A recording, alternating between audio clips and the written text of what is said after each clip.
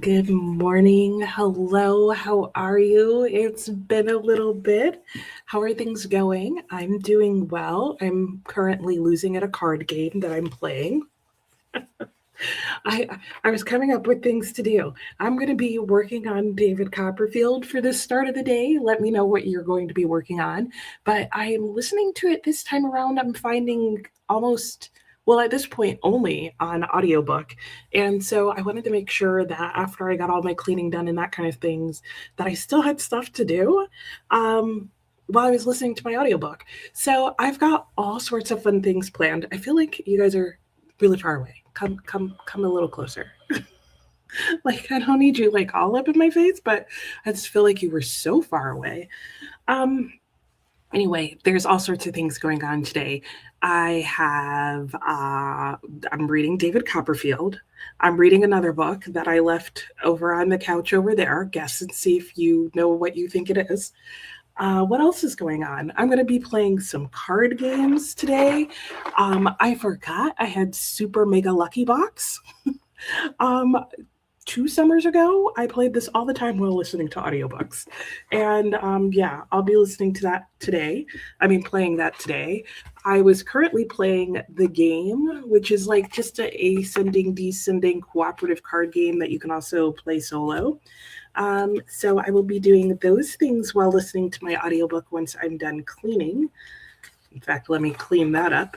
What else is going on? Of course, if you've seen the thumbnail, you know that Alex will be joining us.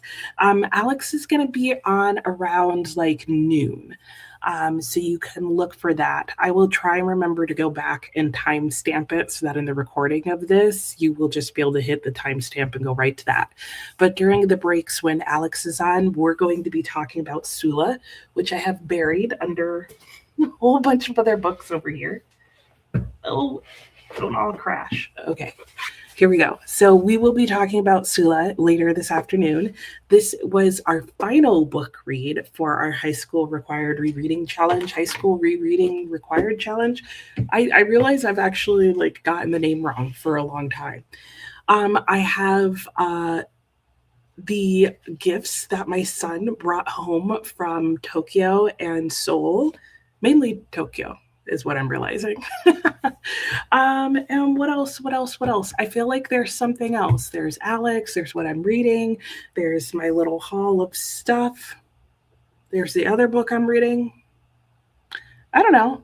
That's what's going on with me. Let me know what's going on with you guys. I had a great week. My son is now officially home from Seoul, Korea. He had a wonderful time, made lots of new friends, had lots of insights about what he wants to do with his life going forward, blah, blah, blah, blah, blah. It was great. And it's also been great having him home. Lots of fun. What else did I want to say about that? There was something else. And I think I need a second cup of coffee. Either that or I think the reality was my first cup of coffee tasted suspiciously a lot like warm water. I think it was hot. No, it was hot enough. I don't think it was dark enough. Anyway,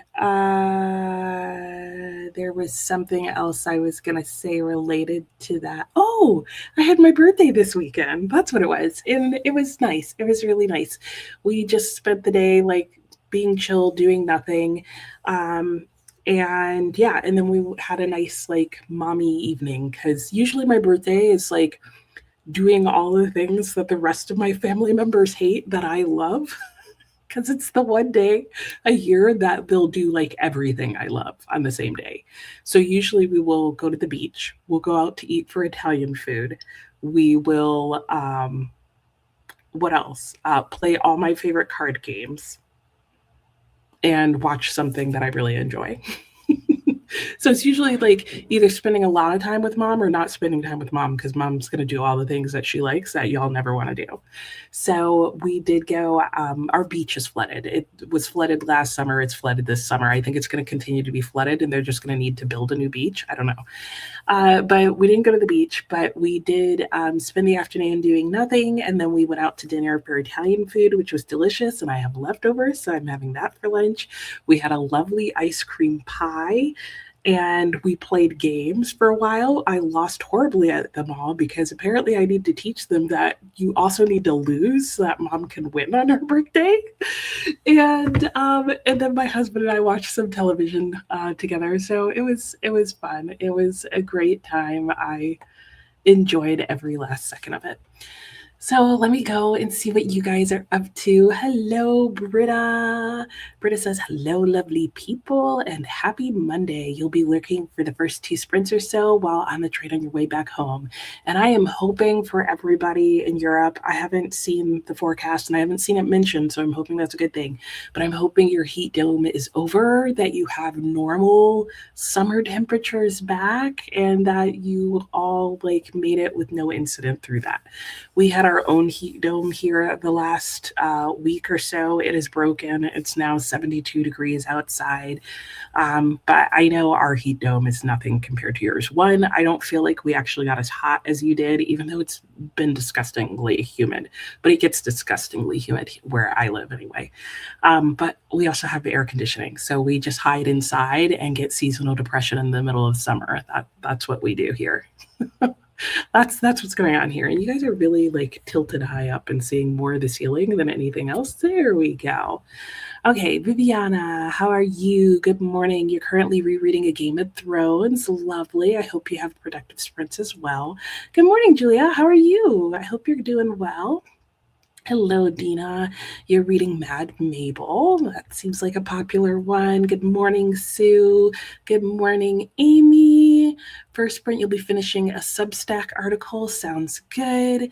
You hope you're doing well. I did enjoy my time away. Yeah. And you know what? It worked out too, because those first handful of days that my son was back was busy. My husband and I, after day one, like, literally had to take a nap and thought we had the flu. We were so tired. We were like, did we forget how to parent? Like, it was like, when you have a newborn and you're like, how do people do this? And like, you have to adjust. That's what it felt like. We were like, what? We didn't understand what was happening. We were so confused. We were like, we're exhausted, and like he's only been back a day, because our son like hit the ground and he was like, let's do this. We need to go shopping. Yeah, no jet lag. I was like my husband and I had jet lag. That's what happened.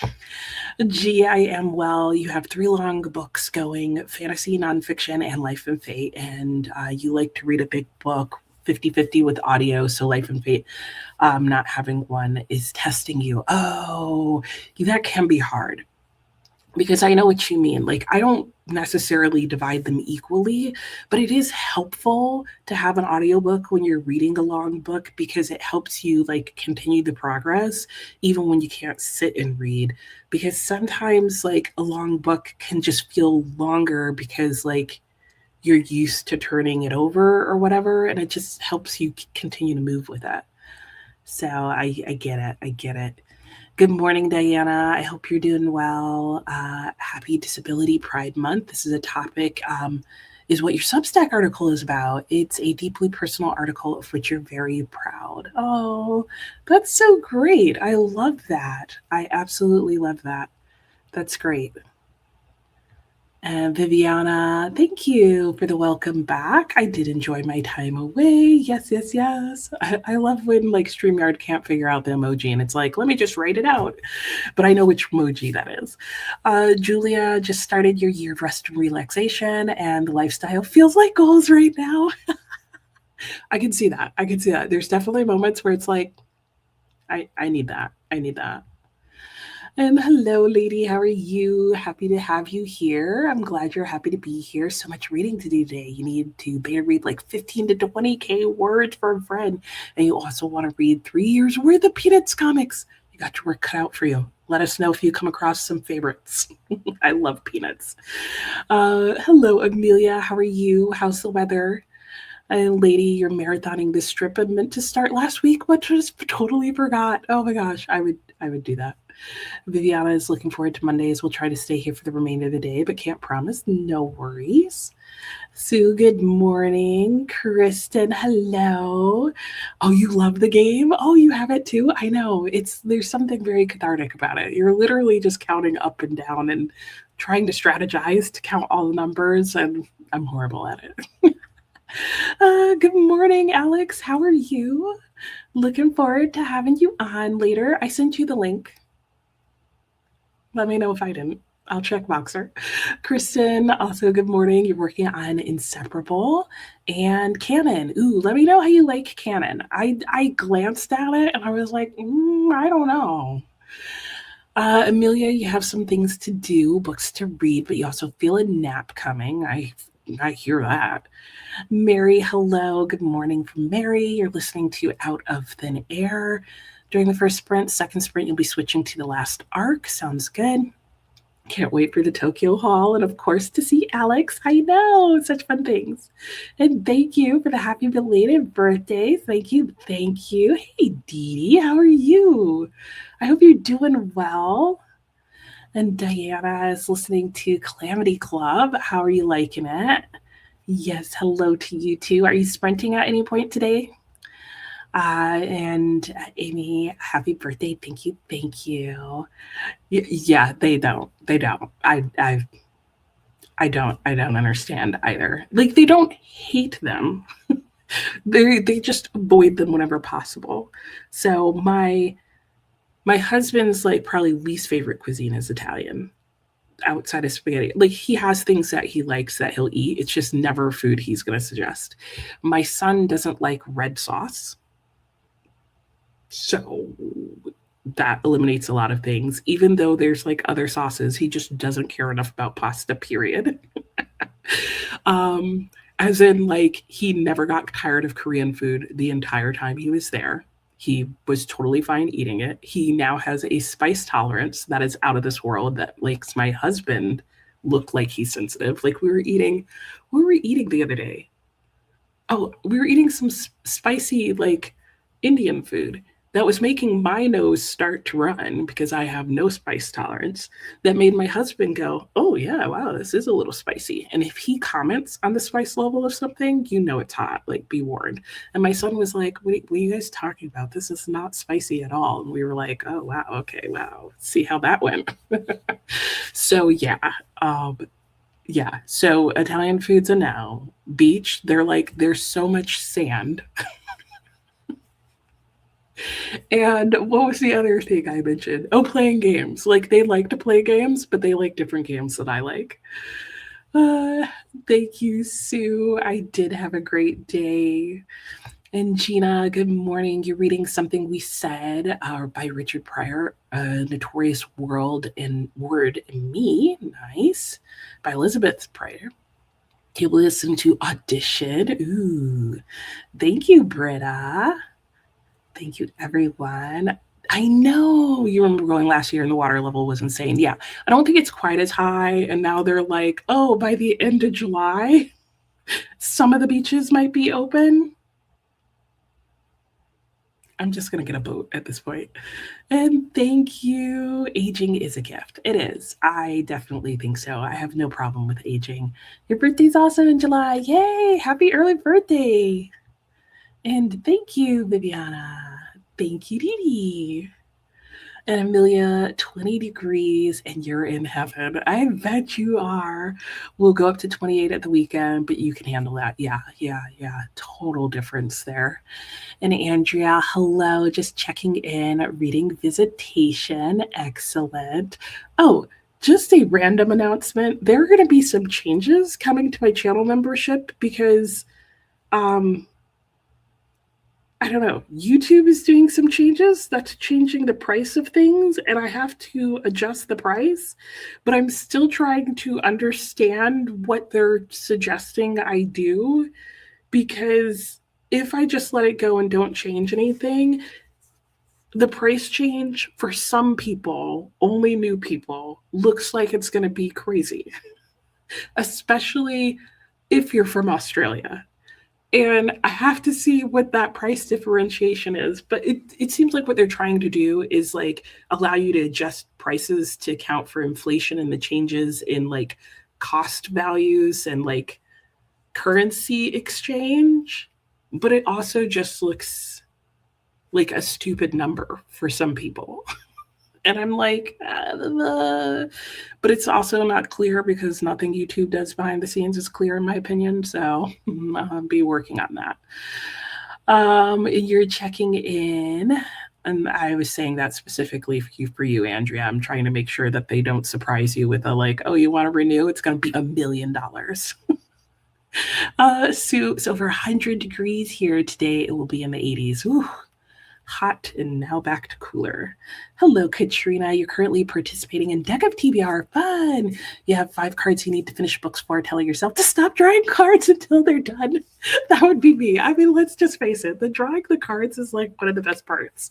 2 audio, 2 ebook, 1 physical book. Okay, we are going to get to reading. Oh, except I haven't even set up the timer yet. So let me do that while I like semi-talk to you in the background. Alex, you survived baseball morning in the heat. Oh my gosh. I don't think I would have done that. Like you were saying the other day, like how exhausted you were and like how like just horrible it sounded like it was, to be honest. Oh, Alex, bless your heart. Not in like the Southern way, but like truly, I'm glad that you survived. I hope you're all feeling well and that it wasn't like too overwhelmingly overwhelming. You know what I'm saying? Um, I think I can figure out Focus. Sorry, that's what I'm doing in the background here is maybe figuring this out because they look like they're also trying to tell me that they changed something. And now I'm like, what did you change? And how is this going to affect me? I don't think they changed anything that's going to affect me. Okay. Anyway, I'm glad that you survived baseball because baseball in hot weather is awful. Your poor kids in the outfield. Oh my gosh. Ugh. I'm glad they survived as well. Denise, you just woke up still in bed. Well, I hope you're feeling cozy. Thanks for tuning in so early. Agatha, good morning. Thank you for the happy belated birthday. Katrina, listen to a podcast. Ebook physical is better retained versus audio due to needing to stay more focused and not allowing the brain to wander. Sounds good. Plus, reading speeds differ depending on what's going on. So true. So true. Plus, physical makes it easier if you need to go back and reread or refer back to previous event. That is also true. Okay, you did get the link. Yeah, the link rather. Yay! I know. I can't believe we're wrapping it up. Oh, it's so weird.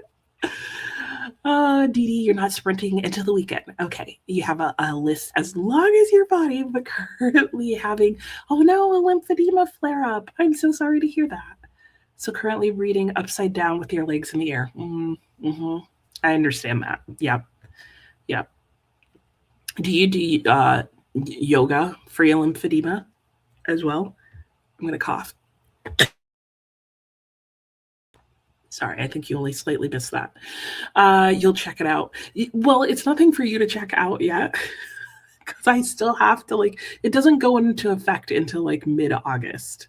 But so I don't think you would see any changes until September. And I think the way it works is that if you're a current member, like unless I change that pricing, nothing changes and it only applies to new people. Like I said, clear as mud. That's exactly right. Private chat feature and new membership price models. Yeah, I know. Yeah. And the private chat features, if you guys don't know what Alex is talking about, is that you can now like private message people through YouTube if they accept you as a private messenger. And I was like, who told YouTube that we want to be messaging towards one another? I mean, it's kind of fun and silly. Like if you have a friend who's also on YouTube, like has a channel and you want to send each other a video and then comment there, but it's so unnecessary. It's just funny. Bless your heart, but sweet and gentle is still the Southern way. Well, there you go. There you go. It can be. It can be. But sometimes it's not. It's raining in New Jersey. Thankfully, it's 74, not 90. Yes. Yes, I hope TD feels better soon as well, Amelia. Thank you. And Pirate, you got lots to do today. Not sure if sprints will help because you're also trying to be screen free for most of the day. You're here because you already got stuff done and earned a break. Well, there you go. Well, and we're going to be doing, after this first sprint, which will be 45 minutes, we're going to be doing um, sprints that are, what am I even trying to say? We're going to be doing hour-long sprints. So in theory, you could like set a timer and like go away from the screen during that time. That's always an option. And I set this up to show you the wrong timer thingy. So there you go. We have 45 minutes on the clock to start. I think I'm going to show us like that. I think I'm kind of sort of set together and have it, my act almost together. Not quite. There we go. There we go. I remember how to stream. You don't do yoga currently, but it's something you're looking into. You also need an alternative desk stand situation as that doesn't help. That makes sense. I can see that. I like yoga with Melissa because she has some specifically like yoga videos that are about addressing lymph node problems, which then makes me wonder if I have those problems because every time I do them, I feel amazing afterwards. But that's true for yoga for me in general. And hello, Ryan. How are you? You're working today during sprints. You'll try to sneak some reading in, of course. And Dee Dee says, thank you, Amelia. Katrina, you saw that chat feature and was upset it automatically was setting up chats, right? Like, who asked it to do that? You hate unexpected change and the inability to disable it easily. Yes. Yes, like go ahead and change things, but let me opt in, not make me opt out, and then make it easy. And thank you. You'll look into those videos. Awesome. Let me know if you try any of them and you like it. All right. Yeah, I guess I'll start by showing you a little something. I'll show you one thing from my little, gifty haul every break. So I'll start with the one that's on top. Yay! I have a little bell. I love wind chimes and I don't own one. And so I did get this little bell from my son. It has a tag on it, which we're pretty sure just has the name of the company. So I will probably put my own on it. But I love the sound that it makes, and hopefully it's not too irritating a sound coming through the camera, the audio, the whatever it is I'm trying to say. Hello, hello. You're reading Persuasion. Ooh, Jane Austen July. Very fun. Love it. All right, let us get reading. I'm going to put on David Copperfield. Here's my phone. Need to find my headphones. And I'm probably going to start cleaning. Boo. But I will see you guys in 45 minutes. The tag does look like a bookmark. And that's what I'm thinking I'm going to replace it with, is that I'm going to put a bookmark on there or that has like some wording or messaging on it that is like important to me. And yeah, so that's it. We're going to go into our first 45-minute sprint. I'm going to be listening to David Copperfield. I will come back in 45 minutes. I'm probably going to be decluttering my room and cleaning in here, to be quite honest. And I will see you all and talk to you more in 45 minutes. Happy sprinting.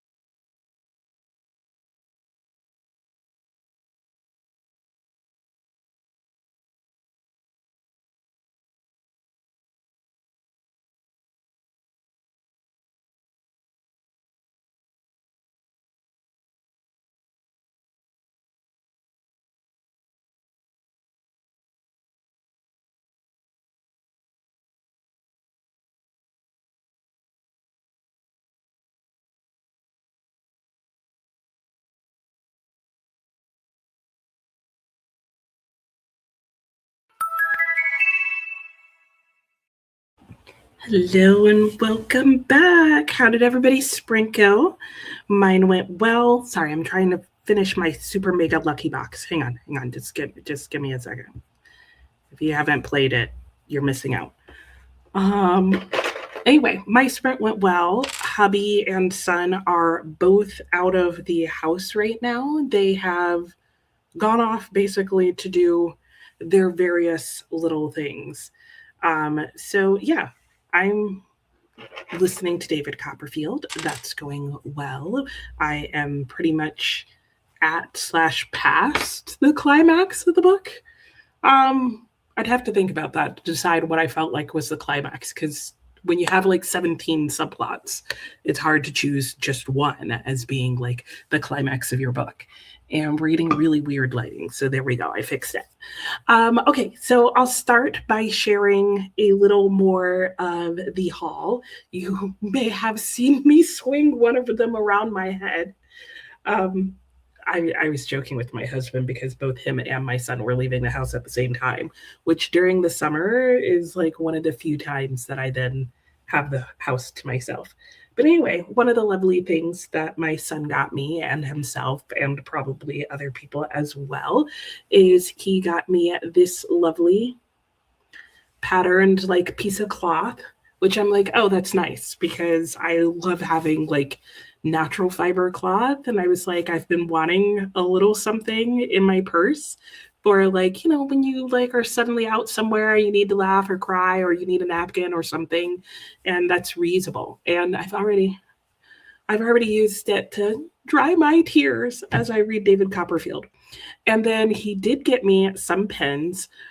He got me two of these little uni jet streams. I told him a handful. He got two, whatever. It's probably just as well because he was already like over the weight limit. So a few extra pens would have been a lot. But yeah, I got a uni jet stream in 0.7.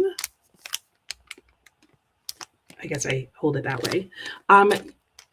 Jet streams are sold here in the US. So if you like a good ballpoint pen, this is the design. They write so smooth. They're literally the nicest like ballpoint pens because they have like a non-goopy ink, if you know what I mean. If you like writing with ballpoint, but you hate that every now and then you get that like sort of goopy ink. These don't do that, and they come in much finer tips than they do here in the US. And even though this is a 0.7, I would say it probably writes closer to a 0.5 millimeter, if that means anything to you and you care. So that was that. What else was going on? I did play the game. And yeah, I didn't clean anything. I think in the next sprint, I'm going to finish playing Super Mega Lucky Box while listening to some more David Copperfield. And then when I finish this round of my game, I'll get up and go. What am I going to get up and go do? Get up and go clean. That's what I'm trying to say. All right, let's see how you guys are doing. Let's see here. When we left off, hey, Anne, what are you up to? You just got home from the hospital for lab work. Okay, I'm glad it was just lab work. You went early to get back before the storms. Oh, yeah, we're supposed to get like rain later today. So hopefully no storms. And Sue said, good morning. Yeah, good morning. Good morning. Diana, you loved the help, and your daughter, who rarely reads, checked the Calamity Club out. So you thought you would check it out as well so you could discuss. That's fun. It's a great idea.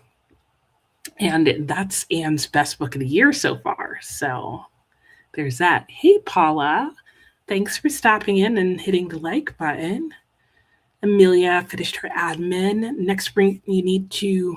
Ooh, my voice. Sorry.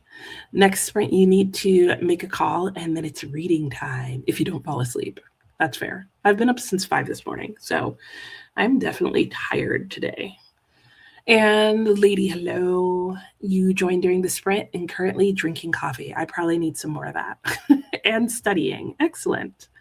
And good morning, Aisha. How are you? Oh, thank you for the happy belated birthday. Oh, yours is a Sunday. Happy birthday to you. Saying hi, hoping you and everyone has an awesome day. Same to you. Loving the reread of David Copperfield. I'm so happy to hear that. Katrina got distracted, have a larger library card on Libby now, and decided to look up quail. Reading How to Butcher in Long-Term Preservation. Oh, interesting. My son would enjoy that. Would enjoy that read. Let me know if you find a good book on it. And Julia, you think they call that a handkerchief? Yeah, I know. I lost for words. I'm like a thing. I don't know why I couldn't think of the word. I was like, I think I wanted to say neckerchief, and that was like, no, that's not really what I mean. You got ready for the day, made your bed, called the doctor's office, and have worked on some editing of your article. Excellent. Denise put in a load of laundry and took a shower. And thank you, Viviana. And Anne had some really horrible storms most of last night. No, I hate overnight storms. I'm like, no, I just want to sleep. Stop flashing lights and making noise. The lady's going to make coffee as well, getting through your friend's story. Yeah, good job. You can do it. Hey, Michelle, how are you? You're working and cleaning for your family coming in town. Nice. I hope they have a wonderful visit. You spent a week in California. Yay. What part? Where? Been back in Atlanta, humidity and thunderstorms for a week. Bah. I know. Don't you love it when wherever you're from is like, welcome back. Regretting your choices yet? Hopefully not. Hopefully not. Anyway, yeah. I don't know why I'm so confused. I think like I feel like I had a coffee peak and now I'm going on a coffee slump, which I think means that it's time for some tea. So I'm going to make one of my amazing teas that I purchased. I might do a Earl Grey something. Maybe the Earl Grey strawberry. Is that what I have? I know I have Earl Grey apple, which I think I've had, and that was really good. You don't properly use the handkerchief piece of fabric to decorate. You'd probably use the handkerchief piece of fabric to decorate and put it somewhere in the house to look pretty. Yeah, you could do that too. But like this one is so nice and thin though that it'll just fold up so well. And like I could just make it so small. See? And then I also like that even though it's got this nice pattern, that it's kind of darker. So if I did for some reason have to like wipe my hands on it, I could do that. Oh my gosh. And my son is totally using one too. He has like one in his bathroom I saw. Here you go, my year of rest and relaxation, 8%, 54 pigs. What's that about? 60%. I think you could finish. The Warmth of Other Suns, 39%, and The Fatal Unpleasantness at Netherfield, 38%. Love these titles. Homeschool assignments set for the week. Good job. You don't feel bad for them. They have a very light year-round schedule. Well, yeah, I mean, that's the way to do it, right? Showered to finish waking up. Next sprint, listening to David Copperfield and chores. Katrina, The Hunter's Guide to Butchering, Smoking, and Curing Wild Game and Fish. Good to know. I will let him know. Do you hunt yourself, Katrina? And, oh yeah, is that not what it said? Because that's totally what I read, Alex, was next sprint. Katrina has hider. Oh, did you spell the name wrong? I'm totally not noticing these mistakes, guys. Michelle was in San Diego. Oh, nice. You always want what you don't have. Yeah, true. Asa's still in a reading slump. Boo. I hope you're able to get over that soon. I hate that feeling. They just had another storm, set another storm in 20 minutes. Okay. Well, I'm glad you made it back home in time, Anne.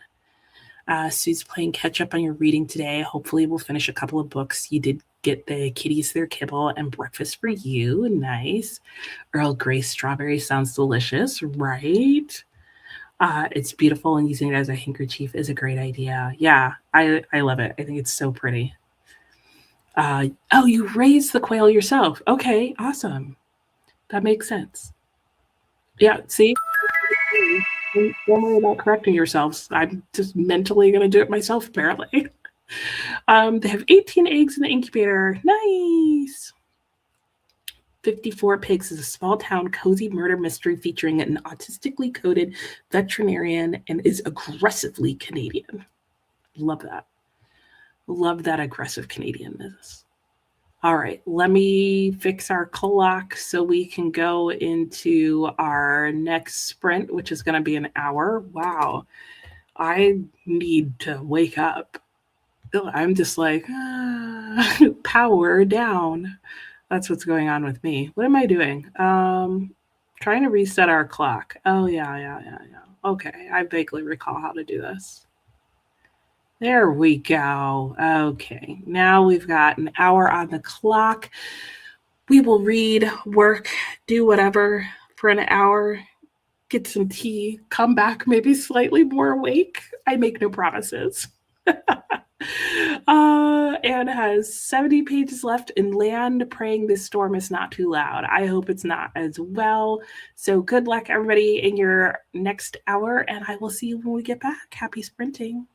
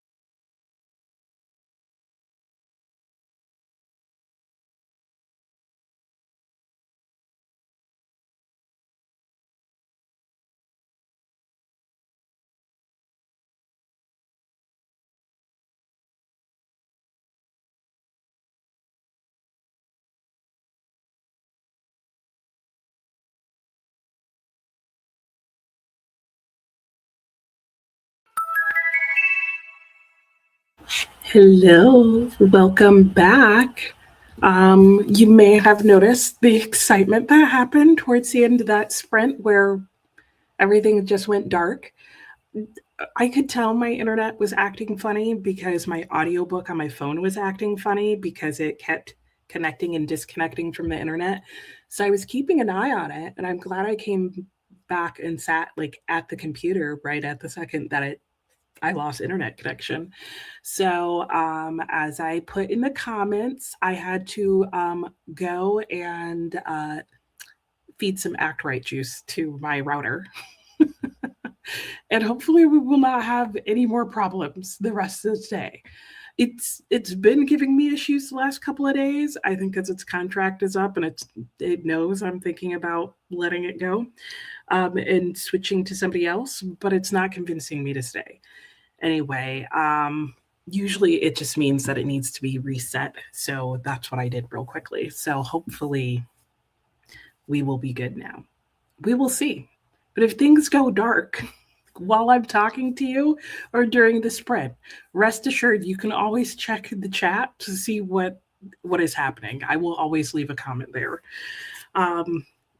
Because the funny thing about StreamYard is the stream will keep going until I end it, even if I don't have internet connection.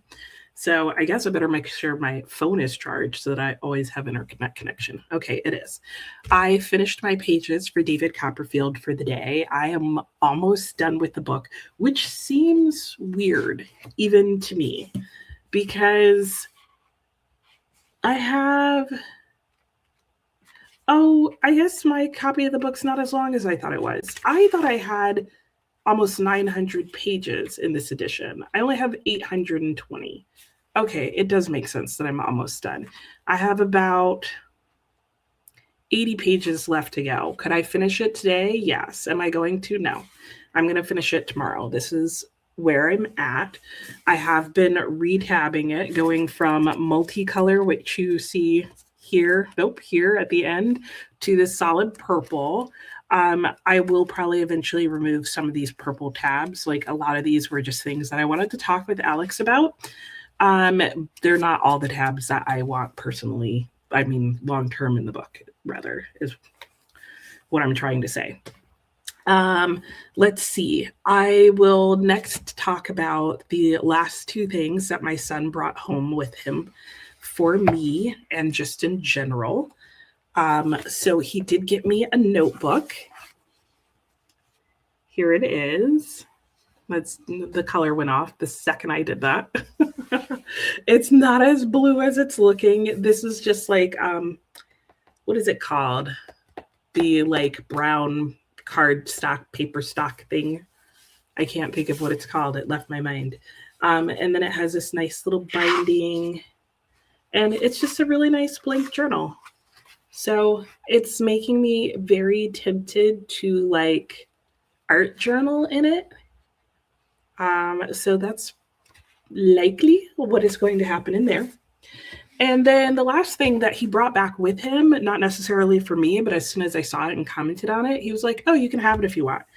So for one of his classes, he started reading this book, but he said it was like the very last week of school, so they never finished it. So he wasn't really sure. And he didn't seem like he was in any rush to finish it, which I still have to ask him about. But I have this edition of Human X. And it is in English because he wasn't in South Korea that long. But I do think this cover is really interesting. I've never seen this cover. I've only seen like the yellow one with the rib cage. So this is endlessly fascinating to me. So yeah. And what does it say? I'm also going to be interested to see if the back of the book says something different than the back of the American book. But this is what he had for class. And he was like, there you go. It's yours. So we'll see how that goes. And then since I'm done reading David Copperfield, I'm going to move on to the book that was over there. It's now in my hands. Do you know? Did you guess? Nobody guessed. But it's The Secret History by Donna Tartt. So I started reading this. Why did I start reading this? That's a good question. I don't remember anymore. I think I randomly picked it up because I had reorganized my shelves by like all the oldest books. And I tried I tried two of the three books that have been on my shelf the longest and decided to DNF those. And this was the third book that I've had on my shelf the longest, supposedly, according to the story graph. And so I decided maybe I should just pick it up. And I was thinking I would unhaul it, but I've actually been reading it and I am this far through. Am I loving it? No, but I'm not hating it. I do like it better than the Goldfinch. And I didn't dislike, like, I didn't hate the Goldfinch. I was just like, it was okay. This one I like slightly better, but it's so different than what I thought it was going to be. It's gone to places where I thought they were going to go, but I just thought I was going to get other things out of this book than I did. I think that's all I have to say about that. Okay, I've sucked up most of our short break. Let me talk to you guys. Alex, rain all week where you are. We're getting rain, I think, the end of this week. Don't know about more thunderstorms. You had a big one on the 4th. Dogs were not happy. Oh, poor doggies. I know. 4th of July, and you don't get fireworks, but you still get thunderstorms. Not fair. Viviana's on page 108. The levels of intrigue and espionage are present. George Martin's definitely very creative. It's supposed to rain all day. Not sure about the rest of the week. Fair, fair, fair. Britta made it home. Yay. And thankfully not as warm as last week. 90-ish, so bearable. Unpack food, then chill. Sounds good. I'm glad it's cool. It's not cool yet, but cooler. Viviana will return later today. Okay, sounds good. Happy reading to you too. And making gnocchi. Oh, what kind? Out of what? Sounds good. And you started it. That's fun. I love that. Sue worked on next week's TBR and finished listening to When Vampires Give You Vampires. 4 stars. Didn't do much studying you need to do. Okay, you got another sprint coming up. You can do it this time. Amy got a phone call from your daughter who lives out of state who needed help picking out her new glasses. Finally able to hit publish on your article. Yay. What was she torn between? What did she want? Was it like different style frames, different shape, different pattern? Kristen finished canon. Very interesting. Not sure how you feel about it. Makes a ton of sense that it started as a poem. Oh, that does make sense, of even just the formatting. Amelia, call went well. Good news, you're picking up a biography of X. Yay. And Denise made some coffee, went outside to read for a bit and put your clothes in the dryer. You're on page 198 out of 882 of your edition of David Copperfield. Nice. I know, it is a pretty notebook. I know. I love the cover too. And the paper feels so nice, of course. And Christy, good morning. Joined during the sprint. You're working on your daily readings so far, hoping to get your fun reads. You have 2. You've been reading for way too long that you want to finish this week. That's how I feel about this week's book. To say that this is slow-paced is like the greatest understanding. It has taken me so long to read this book. You know how like people will be like, oh, I read classics slower. I'm reading this slower than I would read David Copperfield. It has taken me ridiculously long to read this book. It is 560 pages and I'm barely reading 50 pages out of it a day. Like barely. And it's, again, I'm not disliking it. It's just so long and so slow that I'm like moving on with my life, even though they're not. Oh my gosh. Hopefully we're both finished, Christy.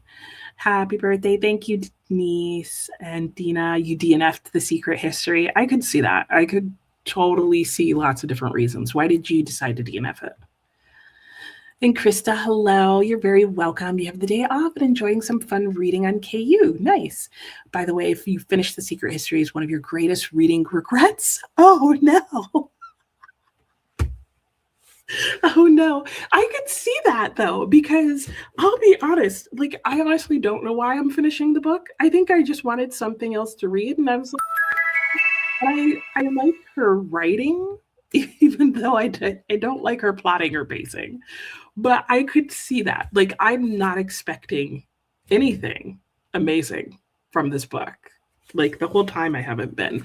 And I'm not expecting any major twist, anything of insightful intrigue. Like I feel like what I've gotten out of the book so far is all I'm going to get out of it, and that I didn't get much.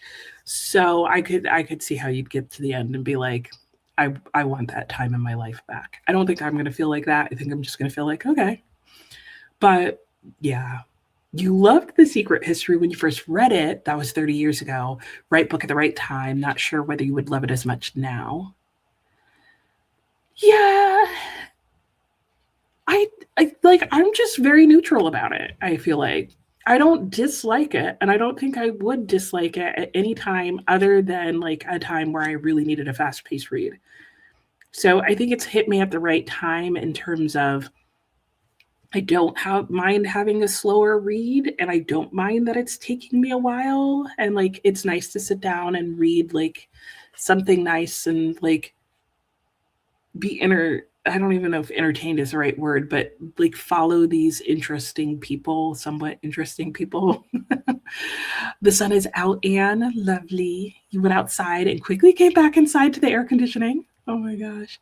That's why you DNF'd the little friends. You were always thinking, just move on.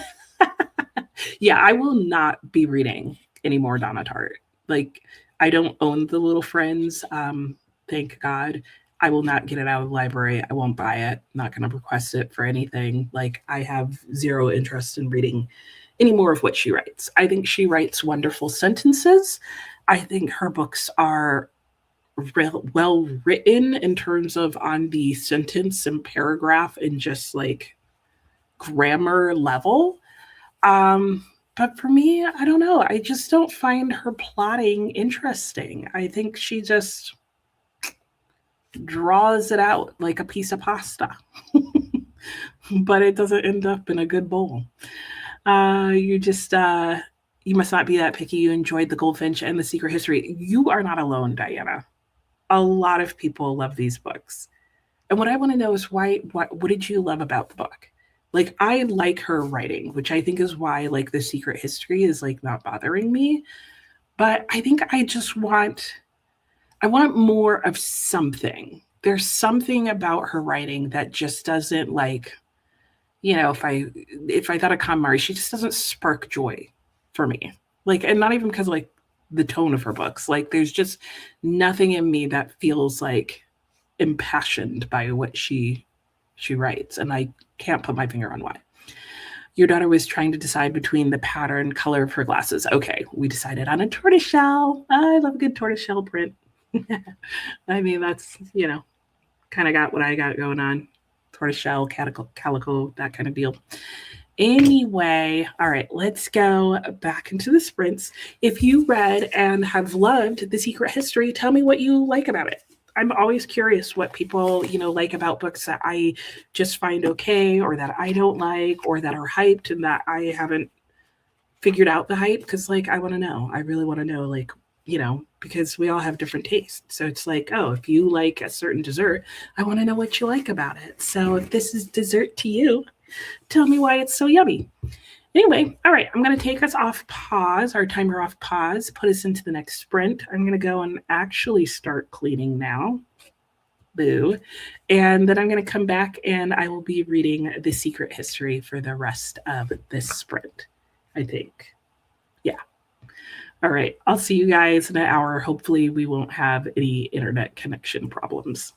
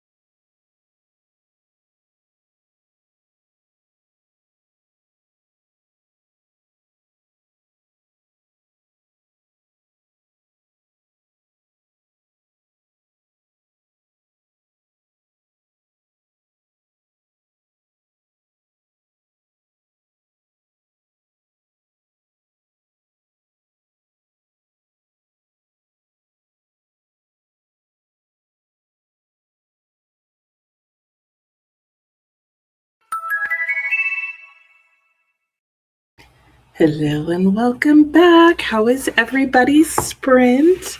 I hope your sprint went well. And I'm excited. I have a special guest. So let me pull her up and hopefully I need to share the screen. So we're both there. Hi. Hi Alex, how are you? I'm good. How's your morning been? Okay, slow, rainy Monday. Oh, I hear that, and my book is like just totally making me feel comatose. Oh no. Like I'm liking it, but I'm like, I think it's bringing my blood pressure down. Yeah, I mean, my book, sorry, spoiler, David Copperfield. I'm in a point, I think like I'm in this like batch of chapters that are just dragging. Yeah, And because I can't just like sit down and read through, like I'm kind of listening when I get a moment.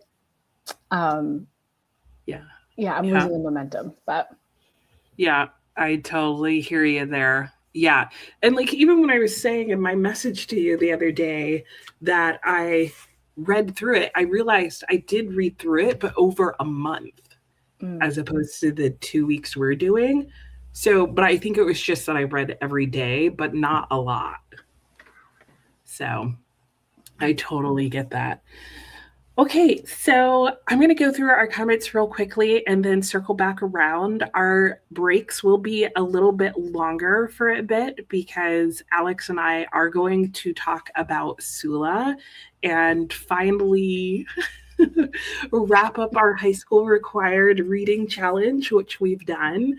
By our conversation today is mainly going to be about Sula, so we'll talk about it a little in this break. I don't know how long you'll be able to be here for, so I don't know if we need to talk about it all right now or what works. no, I feel like we'll break it up to keep to the sprint schedule. Sounds good. Sounds good. So we'll be talking about it a little bit during the next break or two or whatever. And we'll also be talking with you guys. So let us know, for starters, if you guys have read Sula. This is my edition. I think we had the same one, right? Same one, which was very convenient. Yes, yes, that's always helpful with the numbers of Was yours even this Oprah's book club? yeah. Okay. Yep. Yep, I have the same one. Okay, so let me quickly go back through the comments that came in while we were sprinting and then we'll start chatting. But let us know in the chat right now if you have read Sula. This was having to do with The Secret History. I had asked people if they had read it and what they thought. Have you read The Secret History? No. Britta was saying she was totally into dark academia when you read The Secret History, which makes sense. Like, I can definitely see why it's categorized as that. And she loved The Goldfinch because of Amsterdam and the painting. She loved The Little Friend because it was kind of morbid with an ambiguous ending. I could definitely see all that. And Diana found The Secret History interesting because the way the character Richard was manipulated into doing things he didn't agree with and yet went along with it to fit in. Oh, It is an interesting look at like. that would stress me out. That might give me anxiety, actually. Yeah. Well, and I don't know, like it's an interesting look at peer pressure, and yet at the same time, I still kind of question sometimes how pressured he really did feel. Like there are times where I feel like he's doing things to belong, and then there's other times where I'm like, I think he's just, drank the Kool-Aid. Mm. So it's that kind of weird peer pressure. And hello, Christina. And she gave all the happy birthday greetings. Thank you so much. And our reminders to hydrate, laundry, meds. I'm like, do I have any of these things going on that I need to do? And thank you so much, Holly. And Holly said hello, finishing Pinero's Cathedrals. Have you read anything by Pinero, Claudia Pinero? She did the one about the daughter who died, and she's got Parkinson's, or she's got something. But yeah, it's like her in a chair. Yeah, but it's like the daughter who gets killed who so had something. Elena something.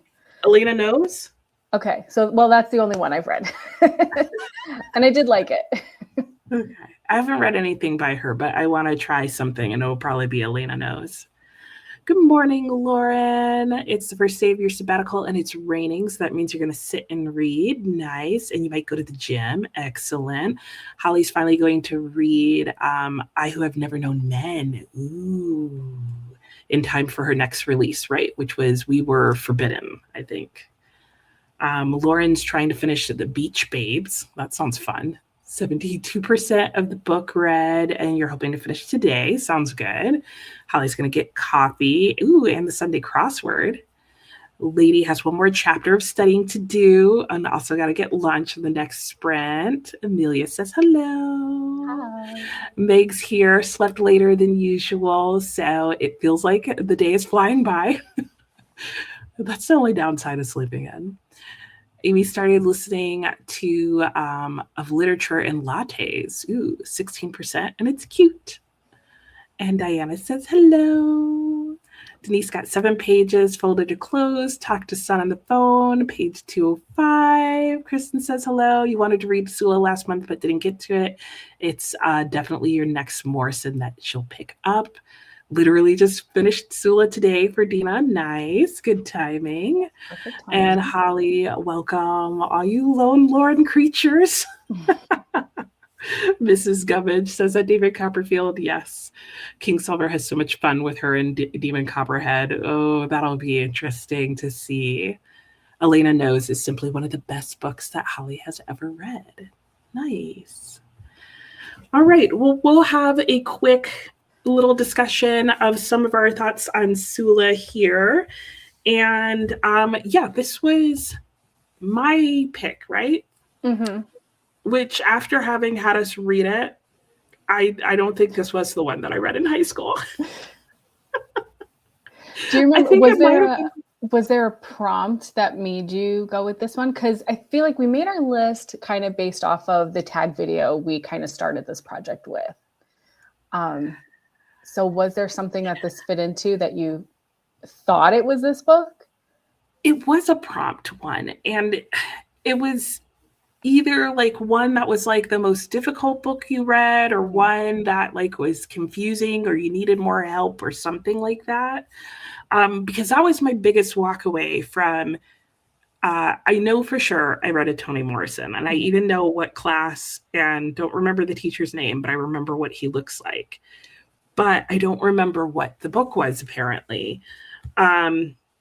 So I knew there was a chance it wasn't Sula, but what I do remember about it is not liking it because I found it really confusing. And it was either Sula or Beloved. And after reading Sula, I don't think it was Sula. Mm-hmm. Yeah, I don't know. think I see Beloved on book lists, like assigned reading lists, more often. So I'm also inclined to think it was probably Beloved, not Sula. I didn't have any Toni Morrison assigned in high school. Okay. That I remember. Yeah, like 99% sure. As we've established, there was a year or two that I was quite the slacker, and like Spark Notes got me through my quizzes. Yeah. But I'm pretty sure, no Toni Morrison.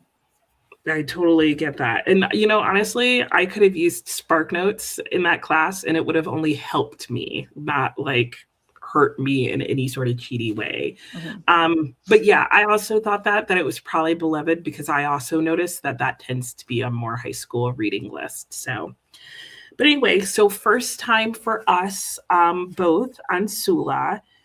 Was there any background information or anything that you did before starting it? No, I was just kind of coming in knowing that I have previously read The Bluest Eye and Recitative, and those are my only other like touchstones with Toni Morrison. Mm-hmm. Loved one, hated the other. Which one did you love and which did you hate? Hate's a strong word. I did not like The Bluest Eye, and for more than just the content, I did not like the style. It felt like it veered off of the main story too much. And then I had a hard time like reconciling, like, why didn't that work for me? Because other authors do it and I'm fine with it. But for whatever reason in The Bluest Eye, it bothered me. And then Recitative, I loved that one. Oh, And that was a interesting. really interesting short story with like an interesting like hook to it. There's a little bit of like brain work that like is unresolved, I guess. Interesting. Okay. Yeah. So I read The Bluest Eye last year. So in terms of that, I had the feeling going into Sula that at least that had like reintroduced me into Toni Morrison's writing. And I could kind of see why in high school I would have found her book confusing, because I think I sat down and like read it all in a weekend and then went to class and then we started talking about it.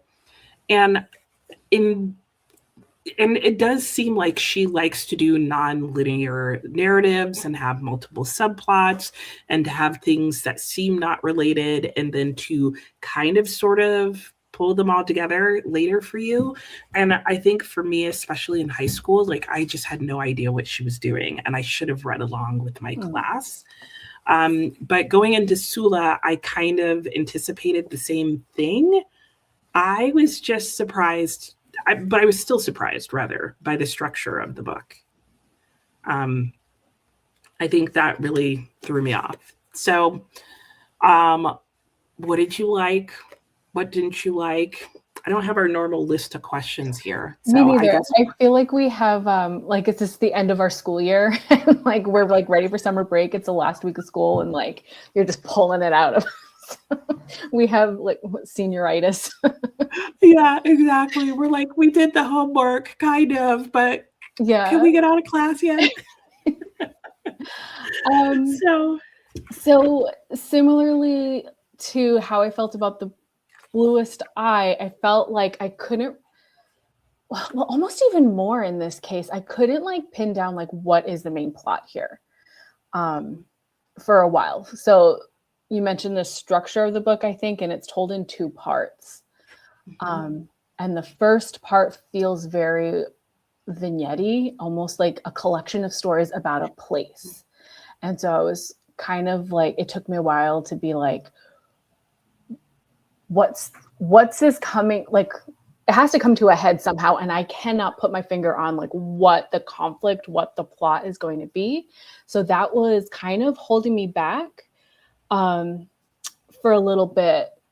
Well, at the same time, I kind of like that the story was kind of a story of a town. Yeah. Yeah, I think my initial thoughts, I mean, we talked about that a lot. We had the same thing where like through all of part 1, we were like, where's this story going? And for me, all of part 1 felt like the exposition of the book, like the backstory, the setup, this is how things are. And only towards the very end of part 1 started moving into, okay, things are changing a little bit and something is happening and developing. But like you, I also liked that we were getting to know the entire town, which kind of surprised me because the book is called Sula. And I felt like the book could have been called The Bottom, you know, or something like that. Or even what the actual name of the town was. Because I definitely felt like it was more about the community as a whole, and then eventually about Sula's impact on it. Yeah. So, but I guess I was willing to sit on it because I felt like with The Bluest Eye that I didn't truly understand how all the parts came together until later in the book. And so I was trusting her that the same thing would happen in this. And I feel like it kind of did. I just don't know that I liked the way it did as much as I liked it in The Bluest Eye. And then Denise is saying that she read Beloved and thought it was good, but not great. Would you recommend try Sula or The Bluest Eye or move on from Morrison? I think it would depend on what didn't you like about Beloved? I think that would probably be my question. Yeah, I feel like it's hard to recommend one over the other.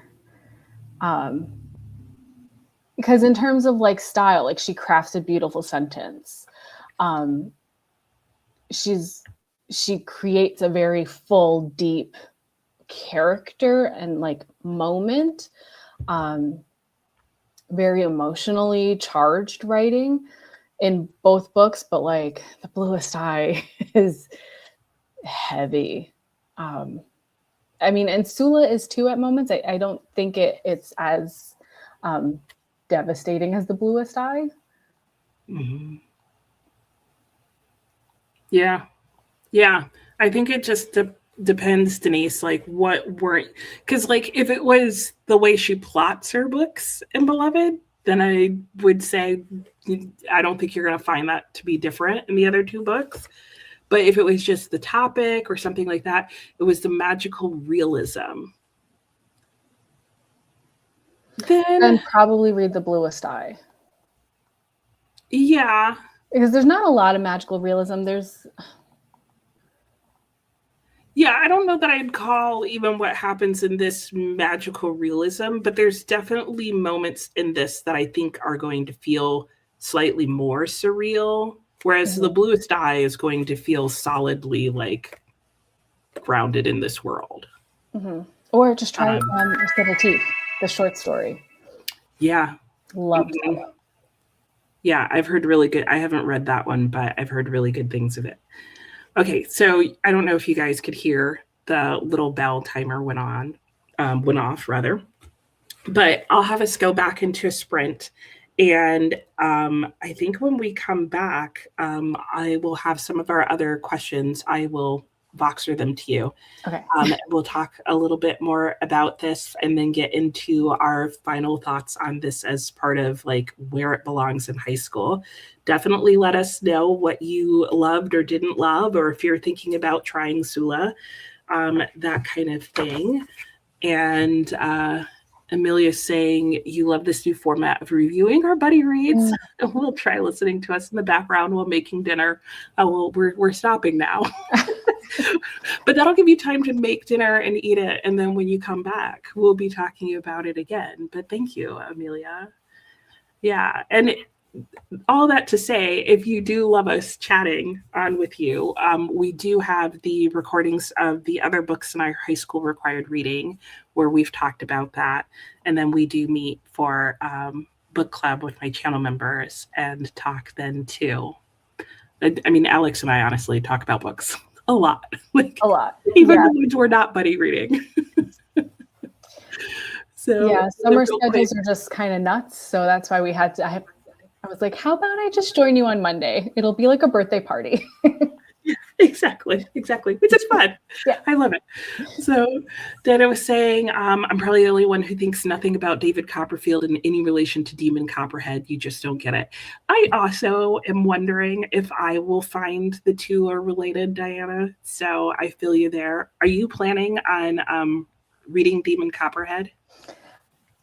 I don't think so. I have tried Demon Copperhead, and I only got a few hours into the audiobook and was like, I just don't care.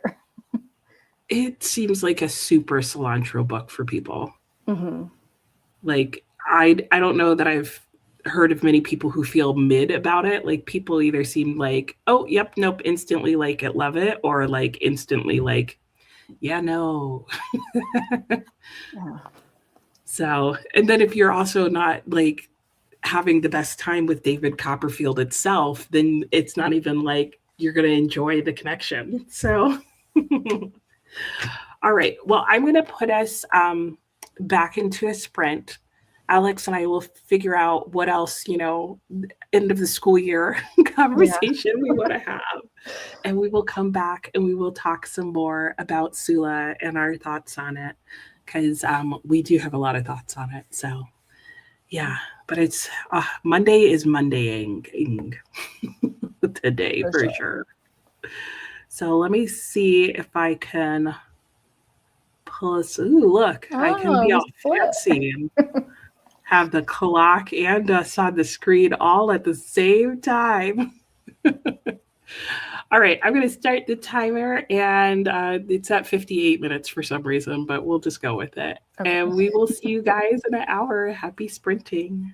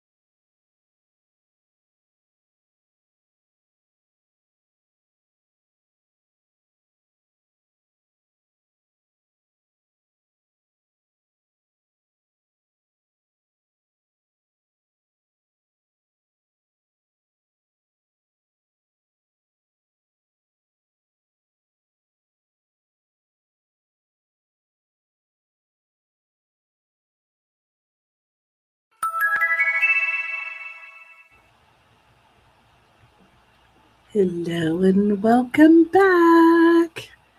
How did everybody's sprint go? How was your sprint, Alex?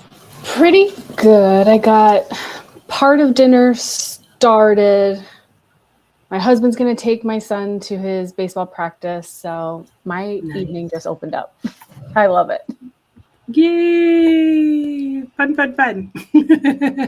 More time with friends. Yeah. Nice. And then I'll add the little clock to our screen so we can see that. Yay! So, yeah, let us know how your sprint went. I'm going to real quickly run through the comments and whatever that came in the chat. And then we're going to talk about, now that we've got our minds together, we had a quick cram session. Yeah. And we'll talk more about our thoughts on Sula. We're going to start by talking about just making sure we finish up the conversation about anything we liked or disliked in Sula. And then we're going to move on to how appropriate we feel like this book would be for high school. And yeah, I think that's probably what we'll get through during this break. Oops. And I'm like messing around with things and making it hard to read the comments. Let's see. When we left off, I started, and Denise was saying the only similarity you noticed, this was with Demon Copperhead, was that they came, the way they came into the world, and you also thought that Demon Copperhead was good but not great. Yeah, that's fair. And hello, Lisa. You read Sula and absolutely loved it. And obviously, the writing is beautiful. Yeah, it really is. And I think this is a really good comparison. My brilliant friend reminded her of some of the themes in Sula and the friendship between Sula and Nell, though you did not care for my brilliant friend. There. And I think that's a good comparison because I remember in some of the information that I read about Toni Morrison with Sula after having read Sula, was she talked about how she felt like at the time she was writing this, there really weren't a lot of books that were about Black female friendships. And so she wanted that to be something that was explored in this book. I don't personally feel like it was done it a little more positively then. Yeah. So true. If that was her motivation. Well, I feel like, all of Toni Morrison is like some positivity and then some like darker side, always kind of mixed together. Yeah. Alex is like, Okay. I'm gonna say maybe she wants to be like, just real with it, but like real depressing with it. Yeah.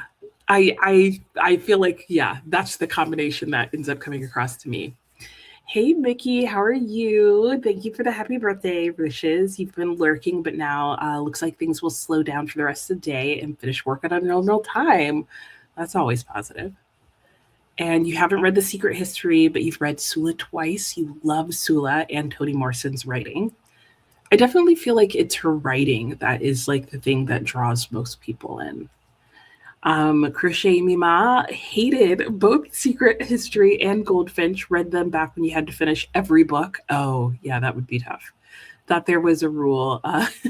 Now you read what you want when you want. Life's too short to read bad books. Okay, so I need to know the tea. Why didn't you like them?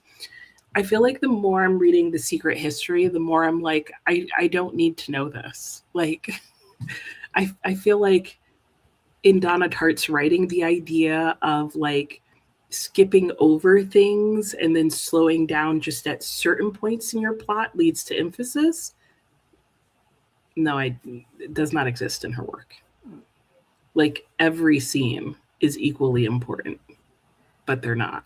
Yeah, I've not tried either book. I attended a book club without having read The Goldfinch, thinking like, if I love the conversation, I'll read the book. And they did not convince me to pick it up. Well, and I think everyone was like, yeah, it was interesting, but boring. They're just really, really, really slow paced. And Viviana was saying that your favorite Morrison is The Bluest Eye. And it finally stopped raining. Where she is. Sue fell asleep, but got back to reading. And hello, living with the Leals. Yeah. And it's your first time joining. Well, welcome, welcome. So we are doing things a little bit differently in terms of we're having a little conversation about Sula during the breaks. Katrina had a lunch break, made it to 11% in your first audiobook and also 11% in your ebook. What a quinky dink. That is nice. And Holly said hello. You're wiping away tears after finishing Cathedral. Oh, this really makes me want to read her writing.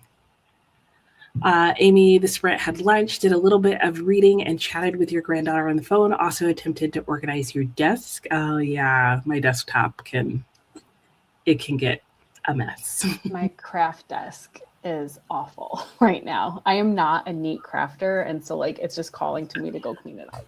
Everywhere. Yeah. I can relate to that. Lady made lunch. Julia, after 4.5 books, the idiots in love are finally engaged. That's a lot torturous. Of books. Yeah. Oh my gosh. Yeah, it did take a long time. Hey, Hannah, how are you? You hopped in earlier but didn't say hello. It's been a busy morning. Actually, just finished your books. You have a couple of reviews before you start another one. Sounds good. Denise read 5 pages and switched to audio. Did a few chores. I've done no chores so far today. Britta never really got along with Sula. That's fair. Holly didn't see why the Goldfinch was hailed so much. It was not even okay status for you. And Amelia, you think that Tart doesn't trust her readers to understand what she's trying to say, so she's over-explaining things. I could see that too. I do feel like things are over-explained, re-explained, redrawn, like as if you've forgotten what this scene that they've never left looks like now. It's strange. It's strange to me. Like, I don't know. Anyway, Sula. Anything else you wanted to add to what you liked, what you didn't like, that kind of thing? So I mentioned earlier I liked how it kind of gives you like a look at a whole town at like a moment in history. And so in doing that, I feel like she ties in a little bit of almost like a sociology, like a sociological exploration of like this time and place and how it affects people. Like, we have men struggling to find work and, you know, women balancing their relationships, you know, as a wife and mother, friend, like, and it's all kind of influenced by where and when they live. And so I like how she includes all of that into the story. Mm-hmm. So yeah, I liked that. And then, in terms of like a favorite character, I loved Eva. So Sula's grandmother. Mm-hmm. Okay. So I think she was a really strong character. And so that worked for me in the first half of the book, like just kind of getting to know her and this kind of mystery around her. Mm-hmm. Yeah, I think for me, I think I liked all those things. I really like her characterization in general. Like, I think Toni Morrison does a really good job with that. Her characters always feel believable to me within her story.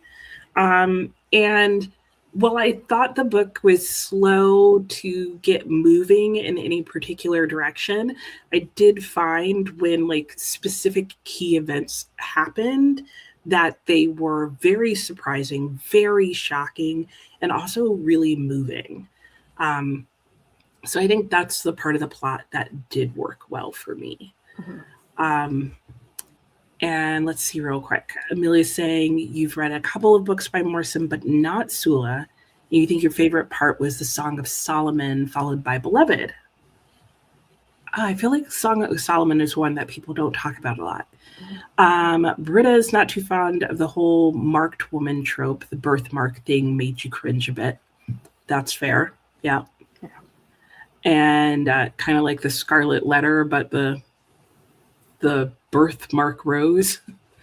Krishi, Mima, the only thing you did remember about reading Donna Tartt. Oh, I'll come back to this because it's about Donna Tartt.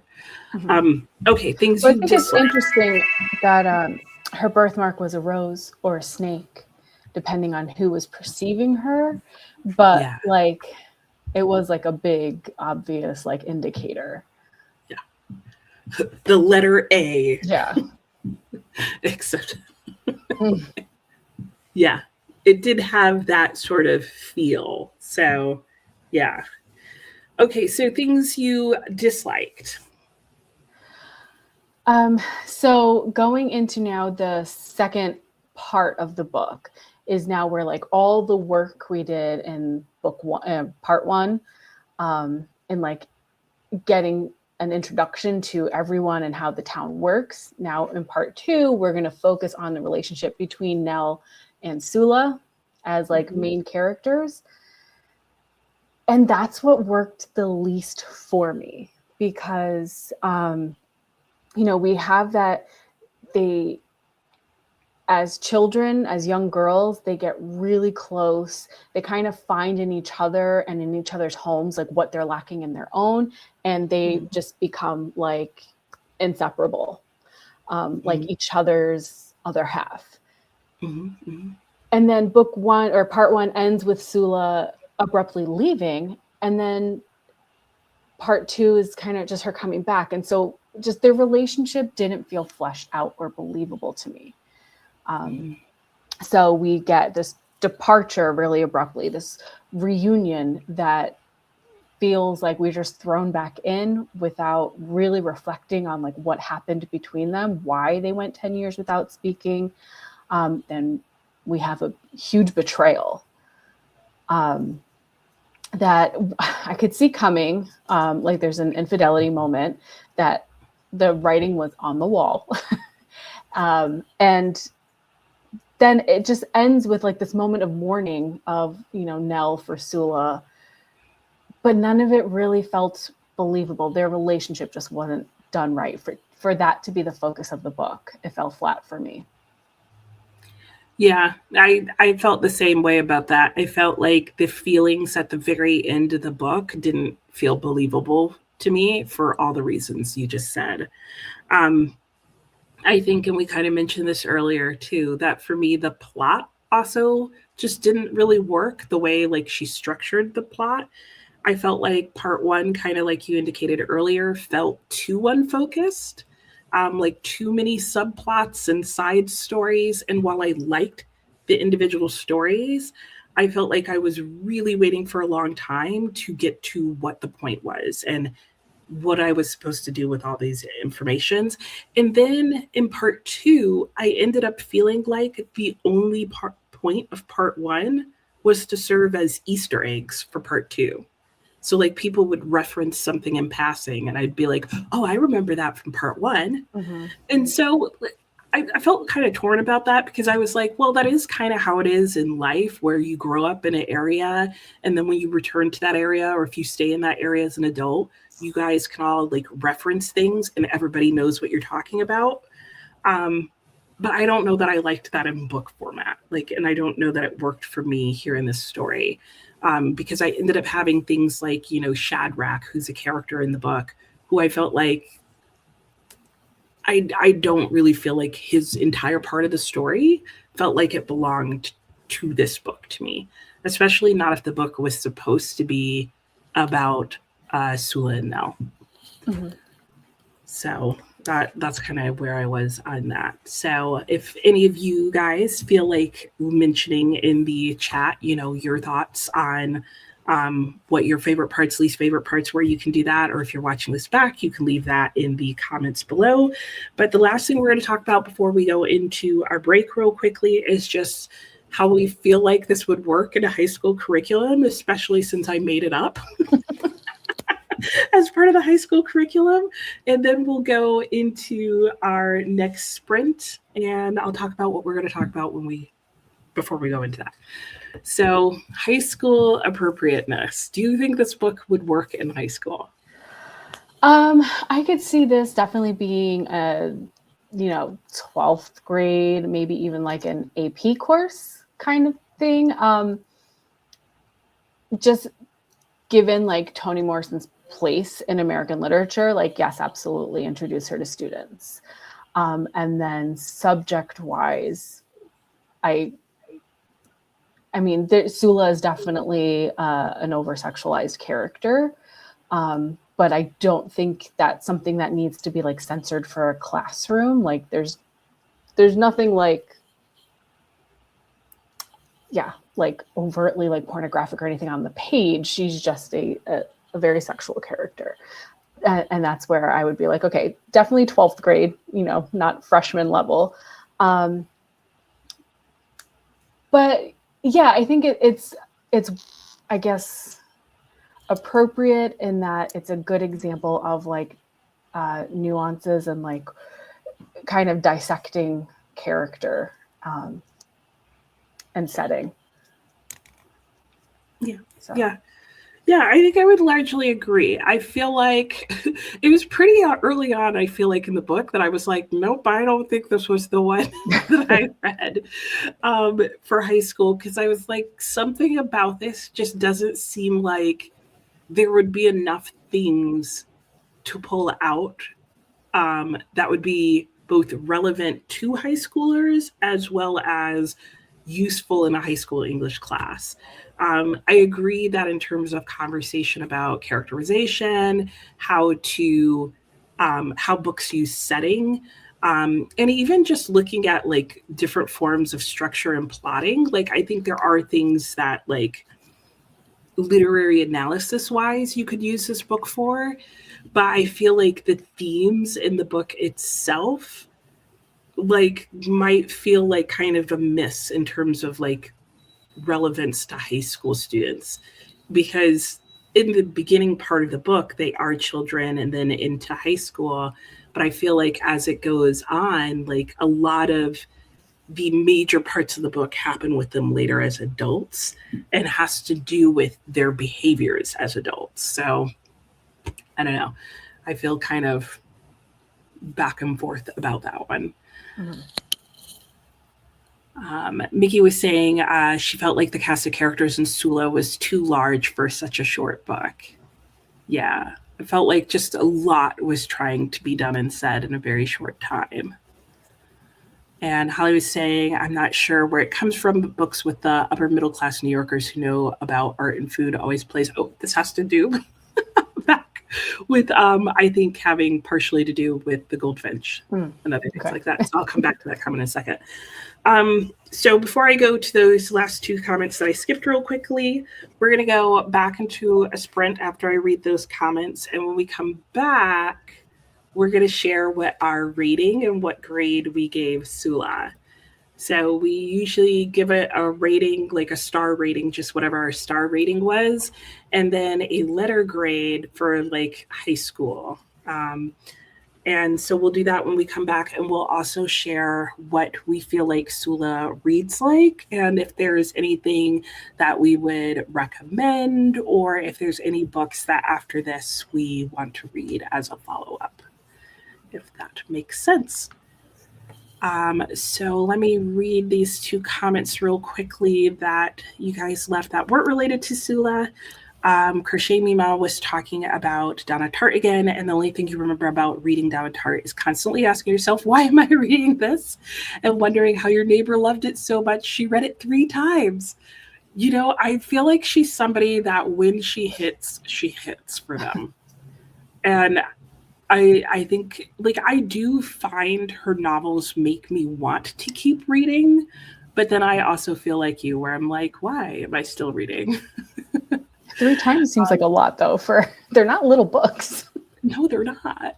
They're not. Yeah. I think it's because I keep feeling like something interesting must happen from all of this, because you feel like she's giving you a lot of information.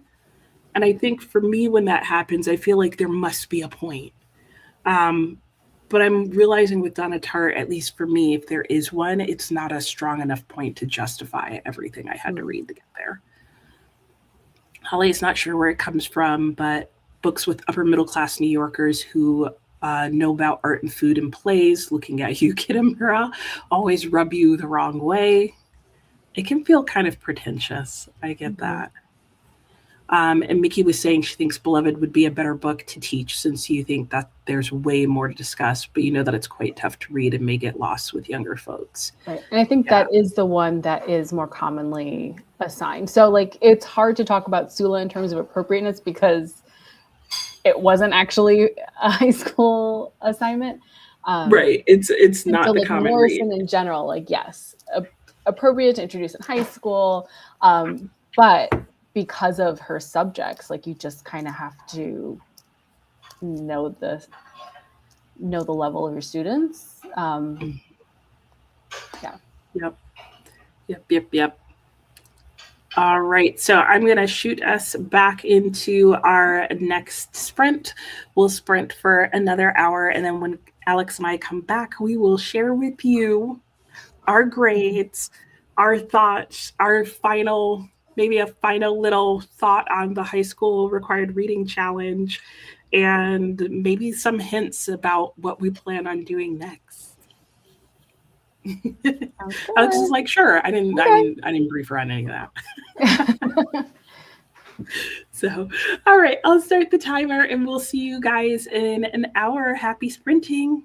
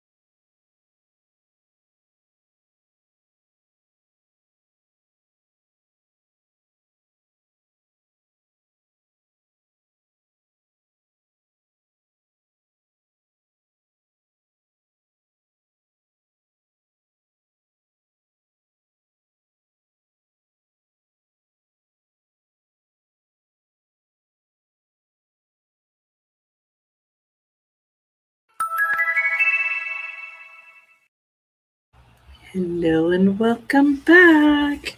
How did everybody's sprint go? How did your sprint go, Alex? Pretty good. I read a few pages of David Copperfield. I teared up a little bit. Oh, who is involved? It is David returning to visit Peggotty. Oh, yeah, they make me cry every time. Oh, I just love them. Yeah. Well, and even before that, he goes to see the old man who's a dressmaker, haberdasher, and like a funeral director. Like, even that was just really sweet. Yeah. Yeah. When he goes back to visit them, like each time. Yeah. Mm-hmm. I love the aspect of like the reoccurring characters in there, like even the smaller side ones. Right. And that he's at different stages in his life. I even liked him returning and saying like, oh, the streets look smaller, as they do when you only know them as a child. I'm like, yes, it's so true. Yeah. Yep. Absolutely. I totally get it. Oh, that's so good. What chapter are you on? 21. Okay. I'm waiting because like when you get to chapter 32. Yeah. Like, we need to talk on Boxer. Okay. So I'm almost done. I'm getting there. I have too many pages left, to be honest. Like in terms of where the book is at, I'm like, how is there still 80 pages of this book left?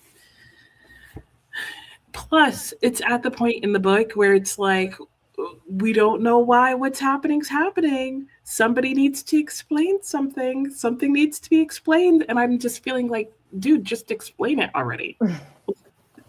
Like, just tell us. It doesn't need to continue to be a secret at this point. But alas, it's going to be a secret, I'm pretty sure, for another like 70 pages. The last 10 pages are just going to be a huge info dump of like, this is what happened. So like it feels like she's dragging it out just to drag it out.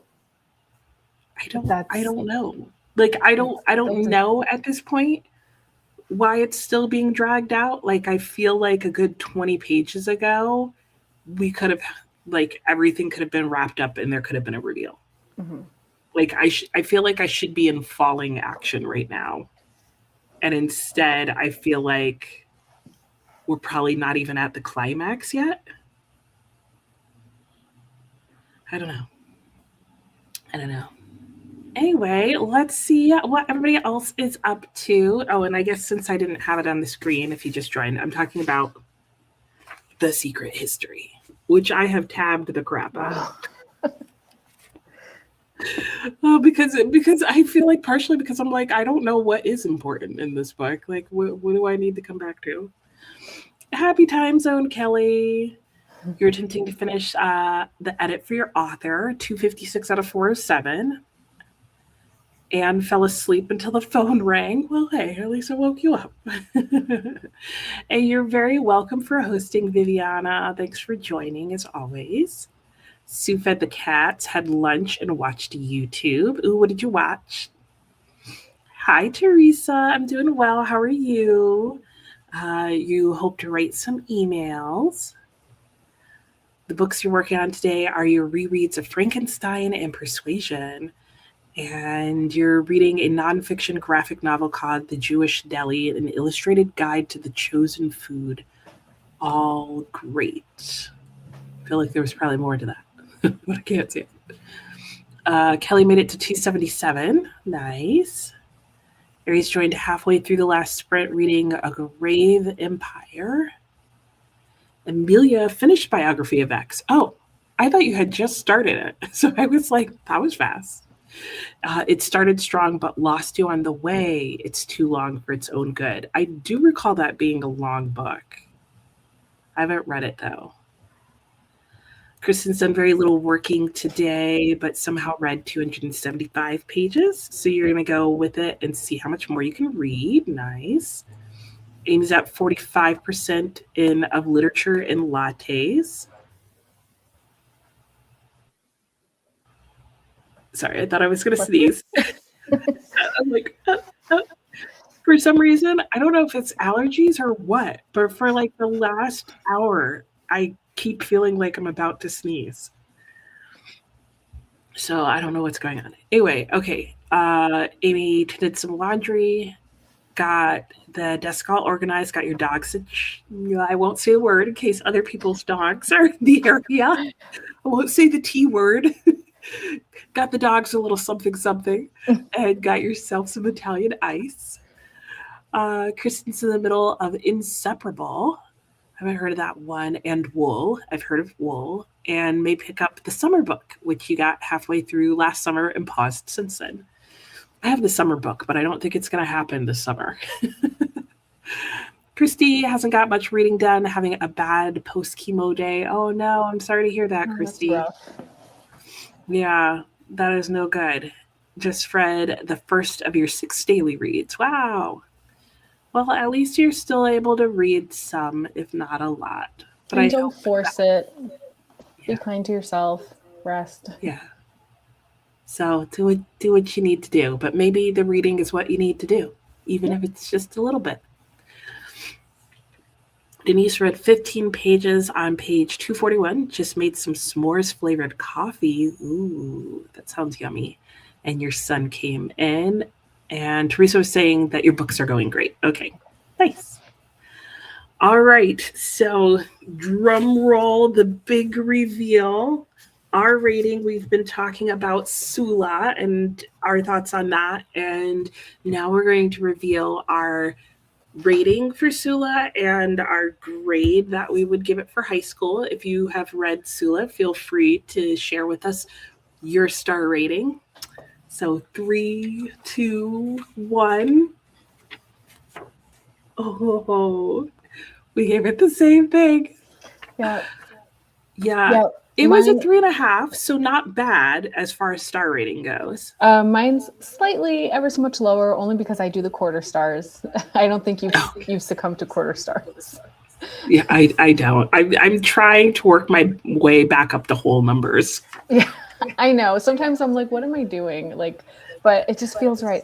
I don't know. So 3.25 out of 5. And honestly, while I was, making up my little card, I almost feel like that's unfair. Because then also like flipping back through the book, I was like, oh, I did like that scene. I did like that scene. Oh, I did like what she was doing with this character. Yeah. But in the moment, it just didn't flow right. Yeah. No, I hear that. I feel slightly more positive towards it now than I did then. I still don't know if that would bump it up to a 4 for me. But I could see giving it, like, we only have A, B, C, D, and F for our high school thing. If we had partial letter grades, I could see like a B- to get it somewhere in the B's. Something like that. A B maybe feels more strong than I do about it. I don't think it was a bad book. I think it was Jay I had talked about, it was either Jay or G, had mentioned that when they read it, they had read it straight through in as few sittings as possible. Where Alex and I reread it over 4 days. Yep, we ended up splitting each part in half pretty much. Yeah. And I would say, like, having read it like that, I think maybe I would have liked it slightly better, or it would have been helped slightly better to read all of part 1 in as close to one sitting as possible. And then if you were going to split it, read all of part 2 next. Just because I know after reading half of part 1, we very much felt like, what? But then at the same time, I'm like, you should be able to do that. Like, you shouldn't have to read a book all at once to enjoy it and for it to make sense. So, I don't know. Yeah, I feel like, and the same thing with The Bluest Eye, where like I didn't enjoy it like that much while reading it, but immediately feel like I need to do it again. Which also shouldn't be necessary. But like I feel like, well, maybe I could enjoy it more if I kind of know what to expect, especially in terms of her writing and how she kind of lays things out, or like kind of takes the long road around a story, I guess. Yeah. Um, Yeah. I mean, I did share how with The Bluest Eye, I had read her introduction because I have like one of the anniversary editions to it. And in it, she was talking about like all her thought process going into writing The Bluest Eye. And I am wondering if I didn't know that going into it, if I would have liked it as much as I did. mm. Um, because I do think that helped me connect all the disparate parts of the story. Because that does seem like something that Toni Morrison likes to do, is like kind of like you said, have these little vignettes and then kind of put them all together and have you kind of make a whole out of it. But I feel like I never understand what the whole is unless she tells me what it is. Yeah, I So just feel like I must be doing something wrong to not be absolutely head over heels in love with Toni Morrison. yeah, Like I I know. always feel guilty for not absolutely loving these. Although I did love Recitative, so at least there's that high note. Yeah. And I can say, like, I love her, like, writing. Like, I think she has, like, I think her scenes in and of themselves, I really like. I just don't like when all the events in the book come together as a whole. Mhm. So I think I'd like her short stories, is my thought. Like, if she has a short story collection, I think I would enjoy that. Yeah, and I ended up liking the first part better than the second part. And so again, it's like those little moments that she's building, and then the way they all came together kind of fell flat for me. Mm-hmm. Mm-hmm. Yep. So, Rita likes recommendations, read more. Anybody have any things that read like Sula, that Sula reminds you of, that you'd recommend reading after Sula? Read instead of Sula? Um, so I would definitely read Recitative. If you haven't, it kind of does something, we have this like dynamic between Nell and Sula. They're like friends, but there's tension. And that's kind of a similar thing happening in Recitative. We have two girls who just keep kind of encountering each other at different points in their lives. And they have some shared history, but then there's also some tension between them. So, Yeah, I haven't read that one, and I don't own any other Toni Morrison that I haven't read. So I think that's probably the next one I'll try, but like from the library. mhm. And that and Beloved are the only other ones that like I'm really tempted by. But I think even Beloved, I'd wait and see how Recitative went. Yeah. So I still, on my shelf, I have Beloved and Tar Baby, which there's a character named Tar Baby in Sula. But yeah, reading the synopsis, I don't think it has anything to do with that character. And I have Yeah. Jazz, which I think is her second novel. I think The Bluest Eye was her first. Yes. So I'm definitely You're going to in it read to more win of it. her. Yeah, I haven't been totally turned off of her books. So, Yeah. Yeah. I don't think I'm turned off. I think I would just be much slower mhm. to like pick them up. Like Recitative, I'm definitely going to try. Depending on how that goes, I'd probably try Beloved from the library. Like, I think all the rest of her backlog is like library only for me at this point, and then see how that goes. And then, Okay, so Rita likes other recommendations. so my other read alikes I noted down was Passing by Nella Larson. Um, and then in terms of like the style, this sort of like, here's a whole community and you're going to know a lot about every single person in it, reminded me of Deacon King Kong and Chronicle of a Death Foretold. Oh, I really want to read Chronicle of Death for Toad, so that is good to know. I don't know why I keep leaving the timer running. We're going timerless for right now. um, really? Okay, Chronicle of a Death Foretold. So that's Gabriel Garcia Marquez, Yep. right? And then what was the other one that you? Deacon King Kong by James McBride. Yeah, and you had said Heaven and Earth grocery store while we were Right. reading. It does this same thing where like we're going off on a tangent and we're like abandoning the main plot and we're going to get a whole nother story. Deacon King Kong does that better than Heaven and Earth grocery store. Interesting, because I liked the Heaven and Earth grocery store, but I was kind of, there were a couple of plot things in there that I was like, no, I want to hear about this and this, but you're talking about. So Yeah, so Heaven I and Earth agree grocery with store you. had me going like, "Hello, can we get back to the kid?" Right, right. But I didn't mind what he was doing, and I really liked his writing. But okay, so that, and and it's Yeah, funny and so because that's I what didn't has like me going like, why don't I like when Toni Morrison does it? Because I like that type of like tangential, like, all right, now let me explain all of this so you understand why it matters here. I think I've mentioned Frederick Bachman does that too. And at Mhm, times I have enjoyed his Beartown does that a lot. So that mhm, when something happens and the whole community is coming together on a decision, you understand why the community reacted in a certain way. mhm. Yeah, those are good. And it's interesting what you say. I need to write down Deacon King Kong because I read Heaven and Earth grocery store for my family book club like the second it came out. So like a good 6 months before it like blew up and became Mm-hmm. huge and everyone was talking about it. But because I didn't like it, I didn't read Deacon King Kong when it came out. I mean, I didn't dislike it, but I was just like, meh. And I read like a snippet of like the writing in Deacon King Kong, and I was like, he's going to do the same thing. And so I didn't read it. So now that I know that you think he He did it is better in that one. long-winded, but I loved it. And then he's got another one called The Good Lord Bird, and I love that one too.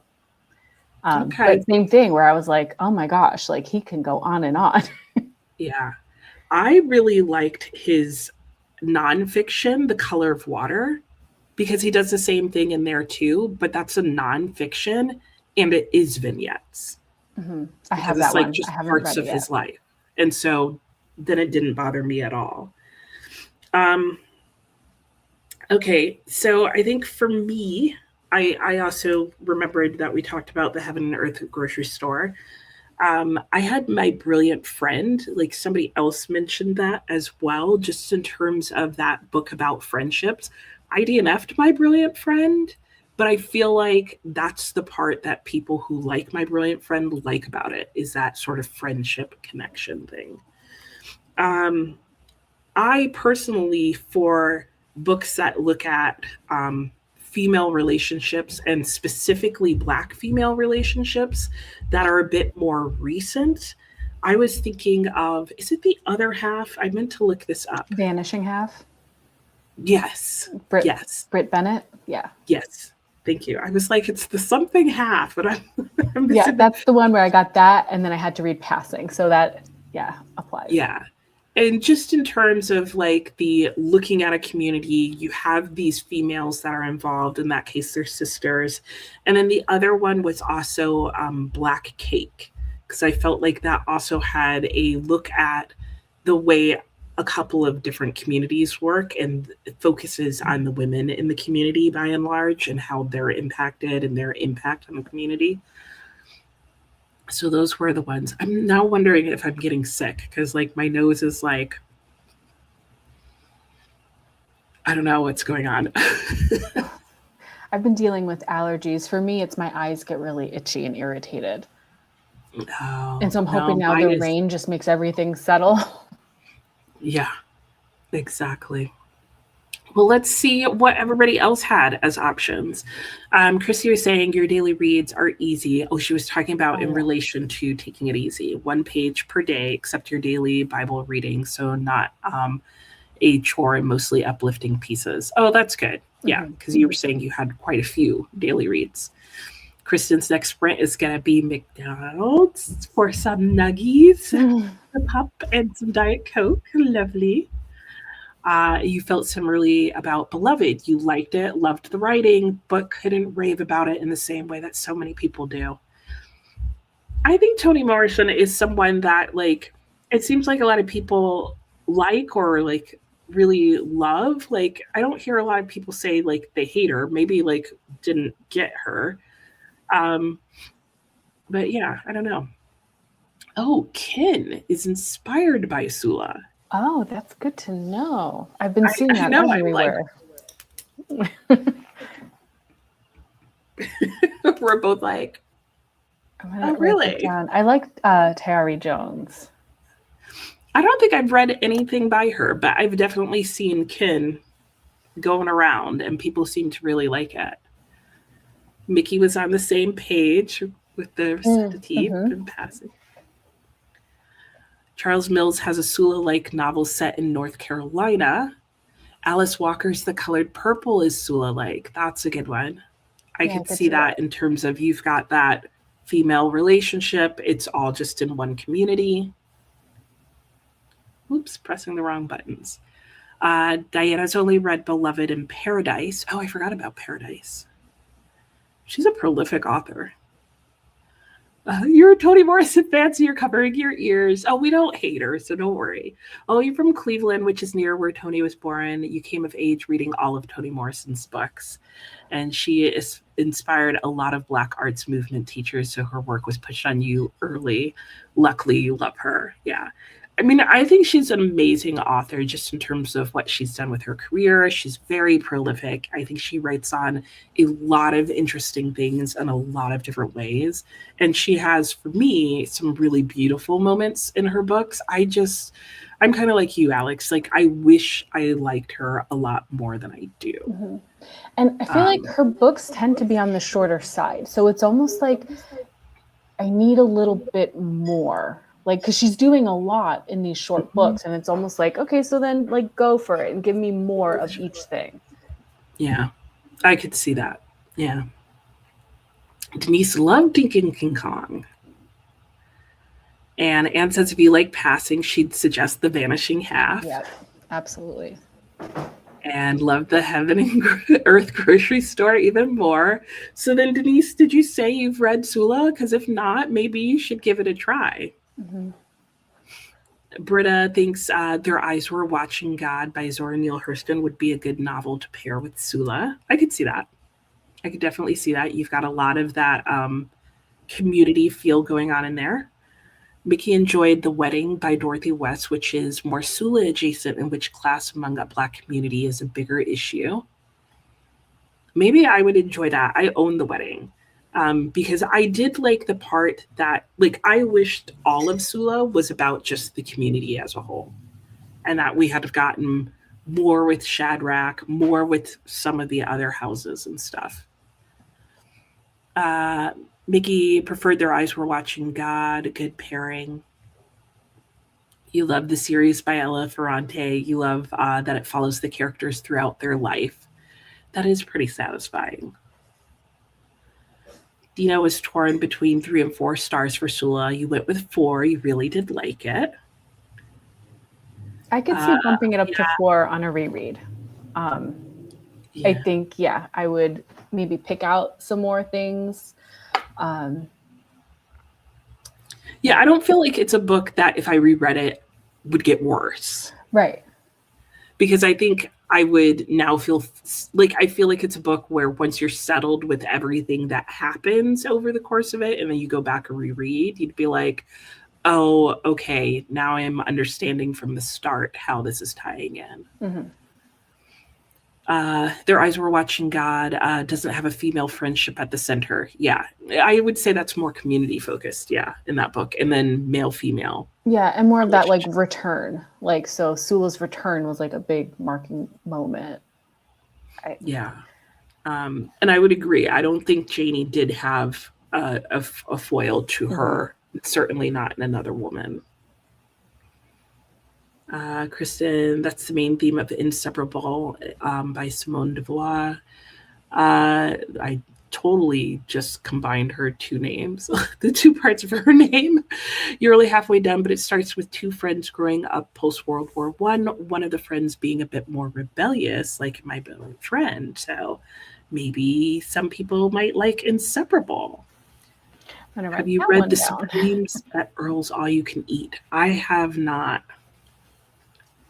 I think I have heard of it. What is that one about, Diana? Have you read that one? No, the title sounds familiar. Right. Yeah. Kristen's reading. I keep thinking about, as you're reading, you keep thinking about My Brilliant Friend and Marlena. I haven't heard of Marlena. Hello, honey. You started the Narnia series and you're halfway through the first book. I am well. I hope you're well. We're talking about Sula, but Narnia is always a good time. Denise hasn't read Sula. Ooh, well, then you should. If you like that style of like linking of stories and different characters and parts of a community, I think you would probably like Sula. You think for people who didn't enjoy Beloved or Sula, you'd recommend Home. It's contained less characters, shorter timeline, fewer themes, and literary elements. Who is Home by? Is that by? Oh, also by Toni Morrison. Oh, yeah. I have never heard of that one by her. Have you? I've not heard of Home. No, like Paradise, I forgot about, but I've heard of. Home, I don't think I've heard of. Yeah, I've never heard of that one. Morrison's works has been contextualized in the era she's published them. Beloved is groundbreaking for its discussion of sex under slavery. A lot of her work recovered taboo topics in U.S. history. Yeah, and like that was the importance of Sula at the time that she wrote it. Like she talks about how she felt like there weren't any, I don't know if I would say any, but it's certainly not a lot and not prevalent books about Black female relationships within their community. And, but it's also interesting because she also talks about how she felt like the first part of her book later in life, she was embarrassed by how she wrote it because she talked about how basically she felt like she mansplained Black community to people instead of just starting her book. Like she said, if she wrote it again later in her, or if she wrote it later in her career, she wouldn't have included a lot of the stuff with Shadrach at the beginning and about how the bottom came to be. Because she ended up saying that she felt like she had to explain to people how the bottom came into existence for people to understand that.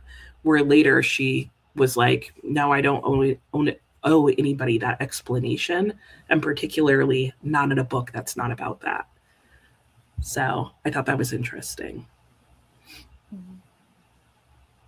And Alethea seconds the Home suggestion. I'm gonna have to look into that. I've never heard of that one. Yeah, me too.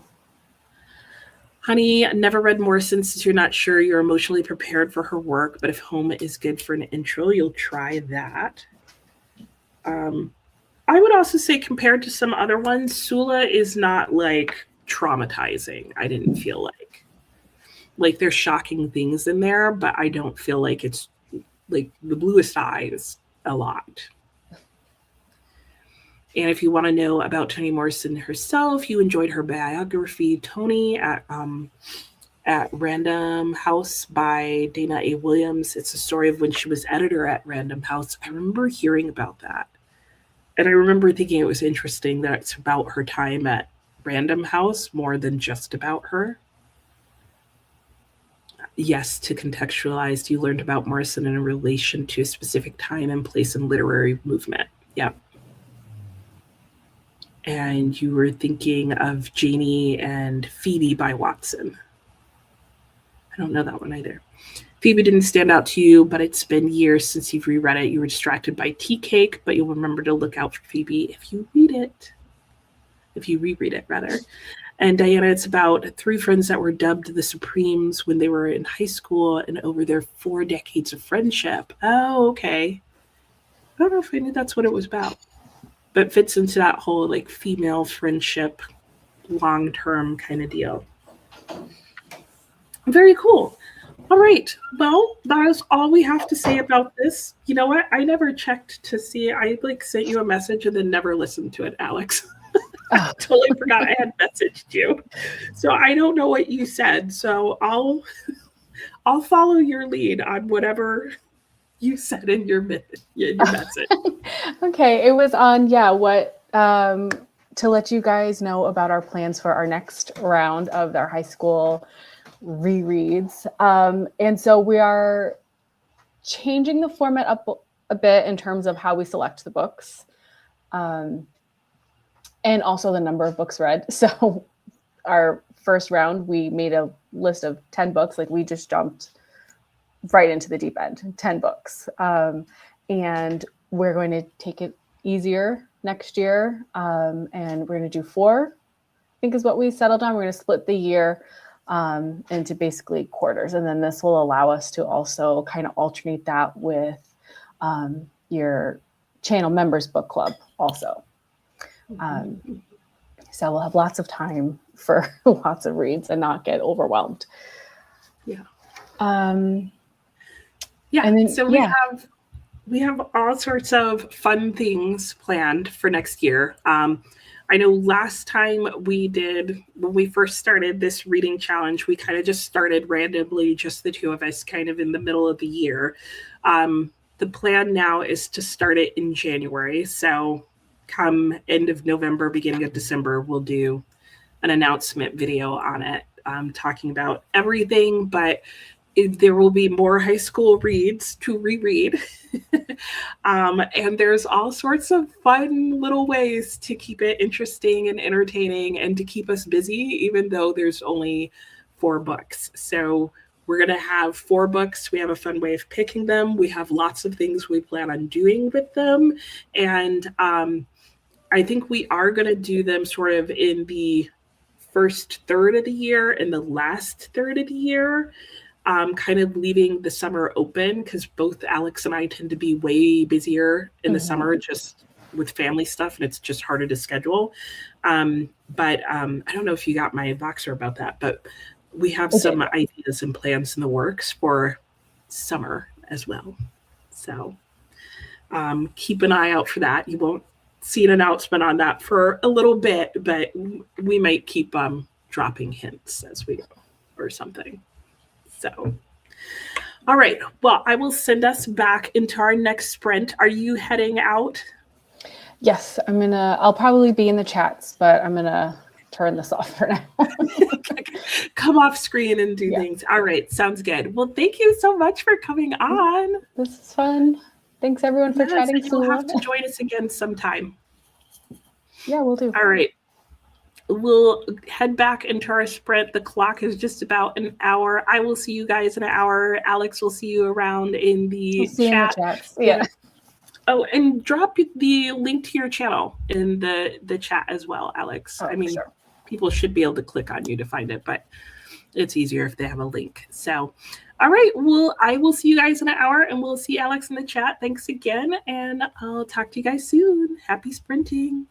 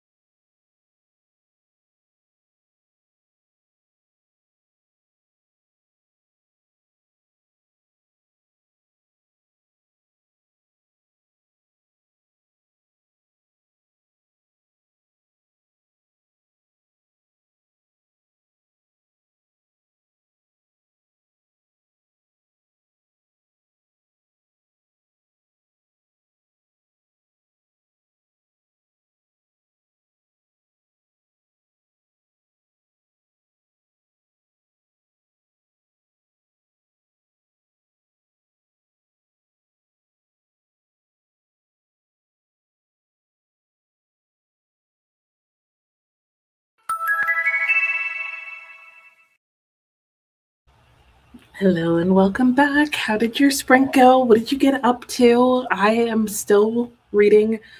I was about to say The Secret Garden. This is not The Secret Garden. Oh my gosh.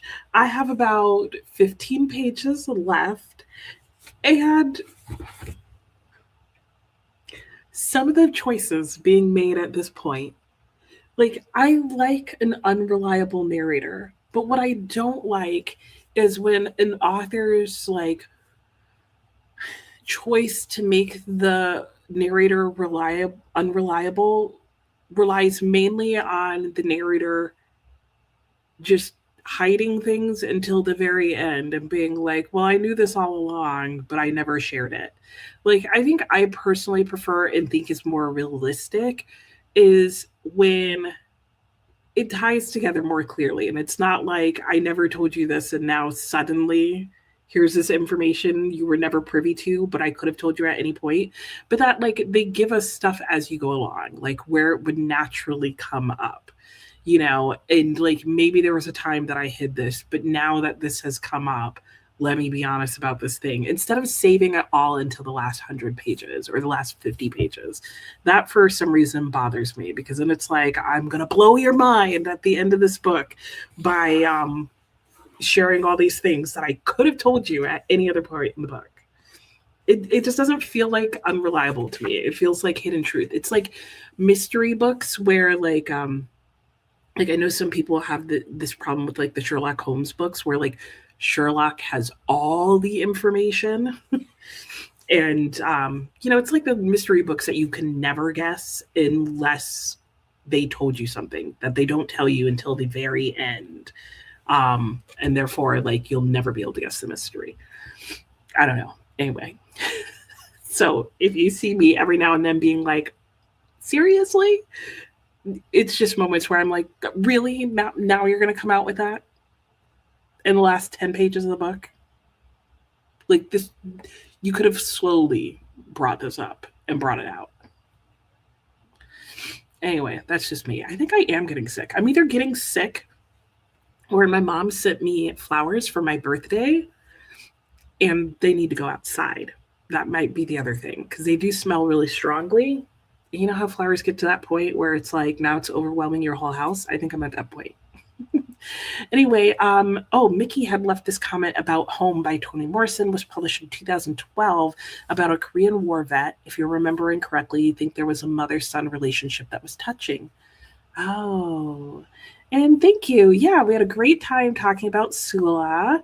Amelia was saying it's nice to see her, and you're very welcome for the discussion. We're looking forward to having so many more of them when we do our high school required reading challenge next year. It's going to be a good time. It's going to be easier for you guys to join us the whole time because I know this time it was kind of like, oh, we're reading this book next. We're going to talk about it randomly. Honey, you'll have to make sure to rewatch the stream for the full discussion. Yes, yes, yes. And I will go back after it's live. Probably by tomorrow it'll be up. I'll have it time stamped when it starts, when Alex first comes on. And maybe I'll even try and go through it and timestamp each of the breaks. So you just have to hit the timestamps to go to the discussions. And there's Alex's channel if you want to check her out. Because she's so busy and she's mom and she's just at that point in life, she's not able to post as often as she would like to. But when she posts, I always enjoy them. She tends to do reading vlogs. And finished Land by Maggie O'Farrell. I don't know why I was saying her name. I don't know what was about to come out. 5 stars, tied with the Calamity Club for your best book of the year. Ooh, you're on a roll. Having a good time over there. I love it. You've now read 4 Maggie O'Farrell's, and this is the best one. That was going to be my next question, Anne, is which one is your favorite? You like Land the best. I'm interested to see, because I know a lot of people liked Hamnet, and not a lot of people liked The Marriage Portrait. What is her 4th book? I know Hamnet, Marriage Portrait, Land. I know there's a 4th one, but I can't think of what the title is. Britta said bye to Alex. Lovely to see her. Holly, sorry, struggling with your chemo. Was saying this to Christy, but glad that Christy's getting to connect here. Absolutely. Not being able to read is probably a side effect people don't mention, but you're sure it's frustrating. Yeah, I think anytime you're sick and you can't read and like that's the thing you enjoy to doing, like it's so hard, especially if you're not feeling well. So I hope that, tomorrow is a better day in terms of that because I know how much it can vary from day to day. Sue, listen to more of Taurus season while you finish your daily jigsaw. What's today's jigsaw, Sue? The Secret Garden is better than The Secret History. I could believe that. I recall that. I don't recall loving all of The Secret Garden, but I recall liking it more every time I've reread it. And I haven't read it in ages, and I really want to reread it sometime. Christy got 3 more daily readings done and texted with a supportive friend. Yay. Love supportive friends. Denise went outside and read 27 pages on page 268. Need to get something to eat. Sounds good. Crochet Mima I just demonstrated exactly how you feel about Donna Tartt. I know, because there was a sense in which I felt like that about the Goldfinch as well, where I was like, wait, everything that's going to happen is going to suddenly happen in this crazy last bit of the book. I just felt like the end of the book and the beginning of the book were not the same book. The Secret History. Oh man, am I making those of you who are not fans come out of the woodwork? Sorry for those of you who love it. Your power was out Friday, Denise? Oh, you sent your food to your son's house. Oh, that's good. And you need to go and get it or grab something from fast food. Oh, right, because now you don't have any food. Oh my gosh, what a pain. And you started Life and Fate. Yay. How are you liking it so far? I really want to get to that this summer, though I've made no good plans to do so. So I don't know if that's going to happen. Oh, that's right. I am. I forgot about that one, Anne. Thank you. You have about 40 pages left of Inseparable and 50 of Wool. Definitely can finish both. Yay, Kristen. That's awesome. Dina's favorite is The Vanishing Act of Esme Linux. I don't think I've heard of that one. Marriage Portrait does seem to be everybody's like bottom of the barrel one. And why do you think that is? I feel like initially people didn't like it because it was not what they expected, but it just seems like people just don't like it in general. A flaky spinach pie. Ooh, yum, yum, yum. Donna Tartt is definitely not for you. Yeah, I mean, I can't think of who's. I think it's like there's a couple of different mystery writers I know that are like that the way they write the mystery, like it's not a you could possibly figure it out by the end. I know there's some mystery writers who are like, you're never going to figure it out because I'm not going to give you all the information to figure it out by the end. And I feel like that's what happened in this book a lot. You're loving it. You read so slow. You'd probably finish before me, even if you start in the fall. Oh no. Well, there's no speed race. That's how I see it. Because trust me, I was saying earlier, this book, which is not a humongous book, but would count for Big Book Summer, has taken me forever. Even today, it is. I've only had, what did I say this morning? Like 80 or 100 pages to read all day long. It has taken me with this book. And like, yeah, I've had lunch and interruptions and this and that and the other thing. And I haven't like read every single last second of our sprint. But like, I think I went into this sprint with 60 pages less than that. Like I have 15 pages left. And I'm telling you right now, it's going to take half the sprint for me to finish this book. I don't know why. It's just a really slow read for me. You've never read Donna Tartt, but you own The Secret History. Yeah, give it a try. Like I have enjoyed the book as much as like she's frustrating me with some of the choices she's making at the end. Like I don't think it's a bad book.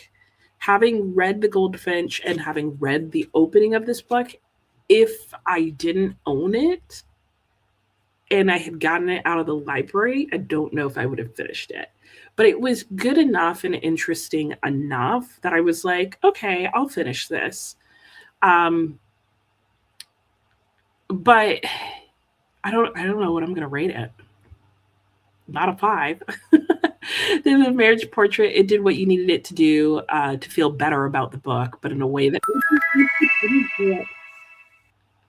oh my gosh, that's funny. Yeah, and now that you say that, I feel like it's the end of the book that a lot of like I feel like the plot in the end of that book are what people don't like about it. Good luck with that. I'm almost done, Chris. Hi. I'm almost done. So I have 10 pages left. So I finished it. And I mean, I have to say, did I finish it partially because this is a super satisfyingly floppy book? I mean, a well bound book does a lot. Like, this book was like on horrible feeling paper and really stiff in a mass market. I don't know if I would have finished it. Let's just be honest. Holly, you have Land and put it face out in the shelf because it's just such a beautiful cover. I do like the cover of Land. It is really pretty. In fact, I think she tends to have some pretty nice book covers for her books. Christy was saying thank you to Holly. You appreciate that. Sometimes you feel pretty good, just tired, but other times you can't do anything and can usually read, but there are times your brain just doesn't cooperate. Yes. And a good book flop makes up for so much. It definitely made it pleasant to hold. It was a pleasant holding experience. But I'm glad I read it. Like, I was curious about it. I do, and maybe I need to consider that in my star rating. I do like this one better than the Goldfinch. Um, I think I think the story of the characters are interesting. I think for me the biggest thing is that I don't know. Like, I knew it was going to be a slow paced book. I just feel like I wish I had have had a better idea of what the story was and how it was told before purchasing it. So that's probably a lot of what I'm going to talk about when I review it. Is like how it's structured, how it's told, and like what you're actually going to hear about. I wanted more about the class time. Like, I didn't want it to just be set on a university. I wanted it to be about the university experience. And it's not. It's more about a friend group. That's how I would explain it in brief. Connecting in sprints has definitely been helpful considering you don't get out of the house much for social events. It definitely helps keep you from getting lonely. Awesome. I'm so glad. Well, I'm glad to have you here, Christy. And Crochet Mima, you sound like you're coming down with something. I do, right? Like, it's all in the nasal. It's just gonna keep getting worse until I sound like this. My little handkerchief might be coming in handy. I'm gonna go and take some allergy medicine, and if I come back sounding totally different, then I need to do something with the flowers. Katrina decided to draw another card. Oh no. You're making your way through Anna Green Gables. Book 4 is due in 14 days with a hold, and book 5 is almost available. Second card has a good prompt. What was the prompt you got? Started the day with 5 books, and now you're at 7. No, Katrina, you were supposed to go down. No. That's so funny. I would totally do that too, though. Anne's now going to down a Maggie O'Farrell rabbit hole. Have fun. All right, we're going to start with our next sprint. I'm going to finish The Secret History, but after I go and figure out what's going on with my nose, because it's like even making my face hot. So Anne's going to enjoy her little flight down the rabbit hole. I hope you guys all have a good sprint. I will see you back in an hour. It's so pretty and sunny. I might read outside for a couple of minutes too. Though then again, it might be kind of hot for that. No, it's only 84. It should be okay. All right, enough chit chat. I'll see you guys in an hour. We'll chit chat some more then. Happy reading.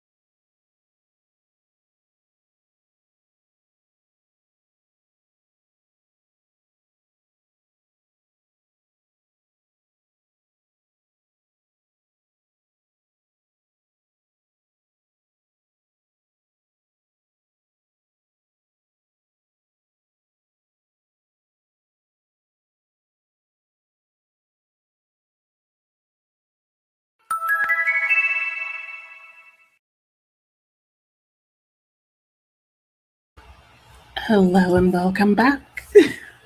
How did your spring go? Mine went well. I was sitting there in the background trying to update my digital reading journal because I finished The Secret History. Yay! Um yeah, I have thoughts. I have thoughts about that the ending. Somebody mentioned that they kind of struggle or didn't like Donna Tartt because they feel like she doesn't trust the reader. And I felt like that especially at the end of the book, and particularly with the epilogue. What was that? Um, I don't need a rundown of what happened to every single person after the book ends, including the cat. Like at that point, I just felt like, are you mocking me? Like what is going on? Like what is the writing thought behind that? Anyway, it was an interesting book. I have thoughts about it, good and bad. Um, Not my personal preference, like not my favorite. I could definitely see other people liking it better than me. Like I can see why it was a hyped book for some people. I can definitely see why people would enjoy it, and I could see why people would be really disappointed in reading it as well. So, yeah, really really interesting. But you know what? It's one of the oldest books on my shelves in terms of have owned the longest. So it's nice to finally read it, have the curiosity be done, get it off my shelves, all that kind of jazz. Well, I say get it off my shelves, but am I going to unhaul it? I don't know. I feel like I might let it sit there for a while and then send it off to like a friend or something. I don't know. I don't know what I'm doing with it. But I don't think I'm going to unhaul it right away. But then again, the letter S is one of my most packed sections. So if I had to get rid of a book that I've read off of that shelf, yeah, that would probably be one of them. And rabbit holes, they happen. Just call it a personal curriculum, and then it's like cool again. And Britta, it's 11 p.m. and you actually might start reading. Good, good, awesome. Yeah, better late than never. Exactly. Emil started My Friends by Hisham Matar, but it's bedtime for you. You're very welcome. I hope you had a great day yourself and you have a great day tomorrow. Kristen finished Inseparable. Yay, you liked it. Very short, about female friendships, and was deemed too intimate to publish in de Belvoir's lifetime, so it was just published in 2020 for the first time. When did she originally write it, Kristen? Because at what point? What? I'm just so disturbed by that. Female friendship was too intimate, too personal. Denise picked up your food and ate a rather gross meal. Oh no! Oh, Stouffer's pepperoni pizza mac and cheese. Oh yeah, I could see that. Watch some YouTube. What did you watch? It's so true. Yep. Good night to Amelia from Alex. Christy, almost finished your daily readings. One page left of your Bible reading. Good job. We'll probably finish and then try to eat dinner in the next sprint. Nice. I've got to go and prep some of the dinner because hubby's going to cook dinner when he gets home. Sue ate. I'm now thinking about food because I am hungry. Sue's at 220 of 296. Ooh, you might finish soon too. In the Go Look Down Hornet. Oh, your last book for Herkid 2.0. Nice job. Ooh, and you're going to just sneak it in by the official deadline. Nice. Good job. Did you say reading? You're looking at train schedules to Paris. Well, you have to read those. You have to read those. That's reading. In 1954. What's wrong with people? I swear. You know what that sounds like to me? Just an excuse not to publish a book written by a woman. Probably edited and read by a guy who said, this is too personal. Nobody's going to want to read about women's friendships. What's too personal? Isn't that the point? Watching The Civil Rights Lawyer. Nice. The Golden Hornet. Okay, gotcha. That does sound fun. I don't know. Looking at the schedules, the train schedules. I mean, if you're going to Paris, that sounds fun. Mickey's finally reading. Yay, you're almost done a great short story collection called The Purple Swamp Hymn. I like the title. Just looked up the Inseparables and added it to your wish list. I know, right? Like, tell us about this story that's about a too intimate female friendship. Like, what? You'll be moving in September? No, you didn't. Where to? Where are you going, Britta? Oh, goodbye to Cologne. Oh, no more Cologne for you. I like that city. It's very lovely. I've only been there once or twice, and I'm probably confusing it with another city nearby. But I have been there. Are you moving closer to your mom? I'm nosy. You don't have to answer, like, in a stream if you don't want to. But I'm assuming you brought it up because you don't mind mentioning it to all of us. So I'd like to know. And what am I going to read next? I have more plans for other things, but I'm not going to start my next book until tomorrow. So I think what I'm going to do is I'm going to help my hubby make dinner. He'll be home soon. So probably this entire next sprint is just going to be cooking dinner and eating it. But then after that, I think I'm going to go back to David Copperfield and see if maybe I can finish that tonight. Because boy, would it feel good to get these two books off. And I just looked at my like reading day tally. The Secret History is 557 pages, and it took me 7 days to read that book, which is a long time for me, especially for like modern fiction. And I felt it. I felt like I was reading it for like 10 or 20 days. I don't know why. I just read slow. Teresa's working on Jane Austen puzzle that you have had for years and never done while listening to Persuasion. Ooh, fun tie-ins. Mickey read Inseparable recently, but you thought it was considered taboo because a female relationship was romantic from one of the characters' perspectives. You also thought it was semi-autobiographical. Yeah, I mean, I figured that there was probably some sort of like, romantic type of illusions that I'm just going to end it there, that people were upset about. Kristen, you're trying to find out more about why it wasn't published. You only read the back and intro. Hell, hey, that gives you a starting point. Moving to south of Germany, close to your mom and the French border, hence Paris. Ah, okay. I see ya. I see you. Oh, that'll be nice that you're closer to your mom. Is it going to make for like a much shorter train ride? Because it seems like the one you have now is like a couple hours, a good couple hours. So I'm sure that will be helpful. Are you excited? Oh, that's so fun. Moving time. Is it happening soon? Is it going to take a while? Have you found a place? Give me all the details, Britta. I want to know. You can box for me if you don't want to share all of those details. Amelia, the moment you wanted to leave the chat, Britta comes up with these news. I know. She was like, oh, Amelia's going to leave. Dropping some info. Holly, you love the Austen puzzle. Great series of puzzles. Nice. You assume that's what it meant by too intimate. Yeah, it doesn't ever explicitly say anything romantic between them, but also it was written in 1954, and they include in it the actual letters between her and her friend that it's based on. Well, I mean, all those allusions they would make. What is it in Ethan Frome? They touch hands.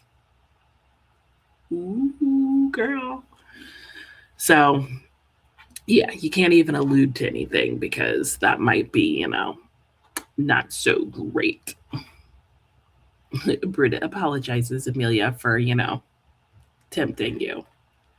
But yes, all the best to Britta.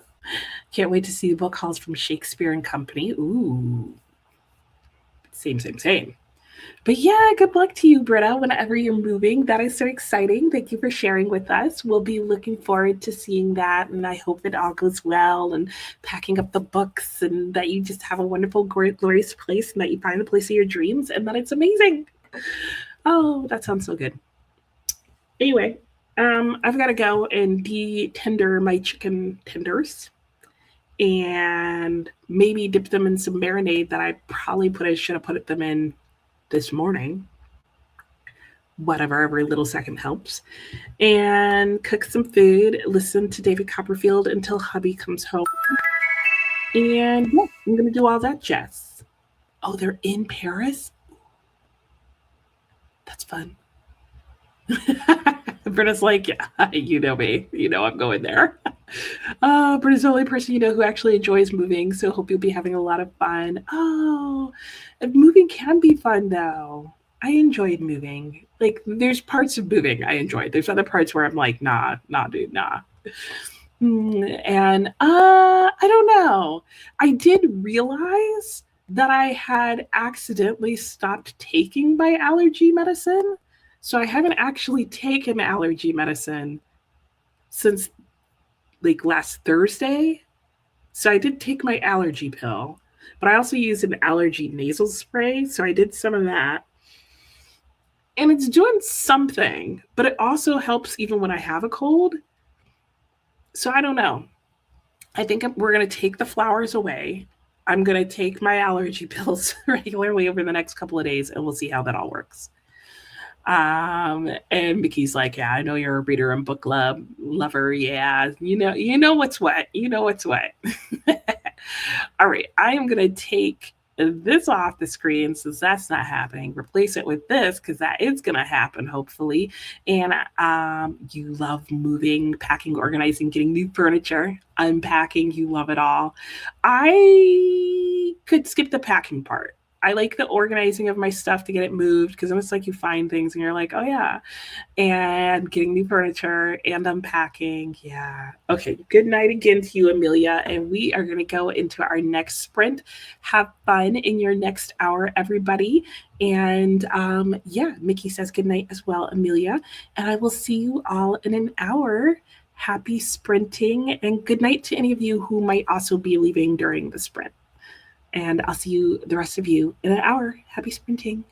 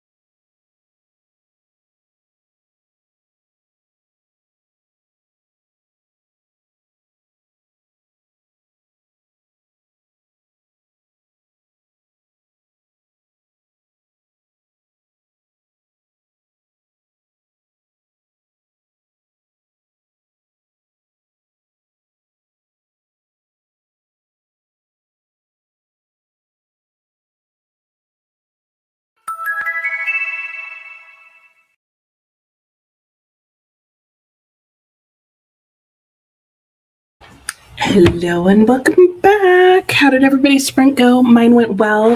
I prepped the thing that I needed to prep for dinner, and then I just sat on the couch and played on my phone literally for the rest of the time. So yeah, that was great. Sometimes you just need that mental break. So I think during the next sprint, because dinner's not ready yet, what I'm going to do is I'm going to update in my physical little reading journal my thoughts on, I don't know why I was about to call this Great Expectations, my thoughts on The Secret History. I totally forgot that I meant to also keep working on David Copperfield. That totally flew my mind. So I'm not going to be able to do that while I write down. I'm going to try and write down the thing, and then I'll get back to David Copperfield. Now I'm doubting the name of everything. Everything is something by Charles Dickens now. Anyway, let me know how your sprint went and what you got up to and what you're going to be getting up to. Let's see, if we go from about 7:30 to 8:30, we're going to have a weird amount of time left. Do you guys want to do one more hour sprint or two 45-minute sprints? Because I feel like we could sneak into 45-minute sprints or 1 hour sprint, just based on the amount of time we have left.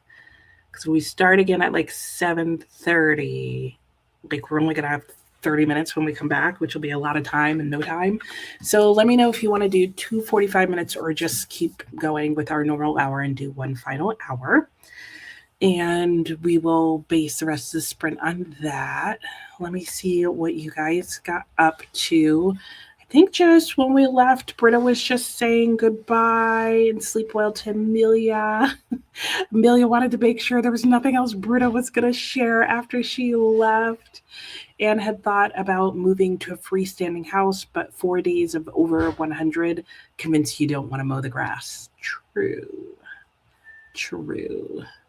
And no, Britta has nothing else to share. Okay, and it sounds like we're all good for the 2:45 minutes. Okay, we will do that then. Denise went to Dollar Tree to grab some snacks. What snacks did you get? Watching a great Notions summer recommendations on BookTube. I mean YouTube. Same thing. Beautyland and A Monster Calls sound great. I've heard of Beautyland. It does seem like a lot of people really enjoy that, and I feel like I'm seeing around even more because I think it came out last year, and it seems like people are finally getting around to reading it and liking it.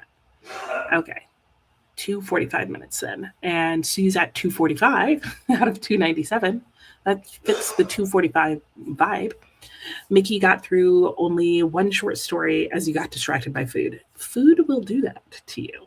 Food will do that to you. And see, like, as my nose is feeling like tingly, you hear my husband coughing in the background?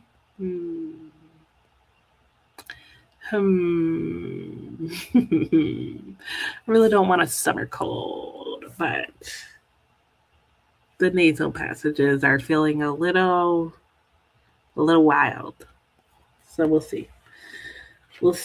But yeah, okay, we will do two 45-minute sprints. So when we get to the end of this sprint, we'll go into 45. I'm going to go back and I'm going to look at the things that I marked to help me remember.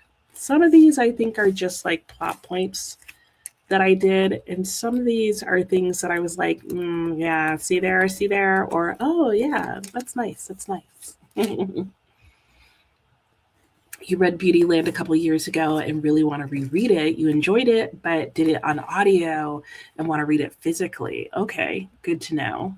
What do you feel like would be the difference, Kristen? And do you think it would you suggest it as physical only?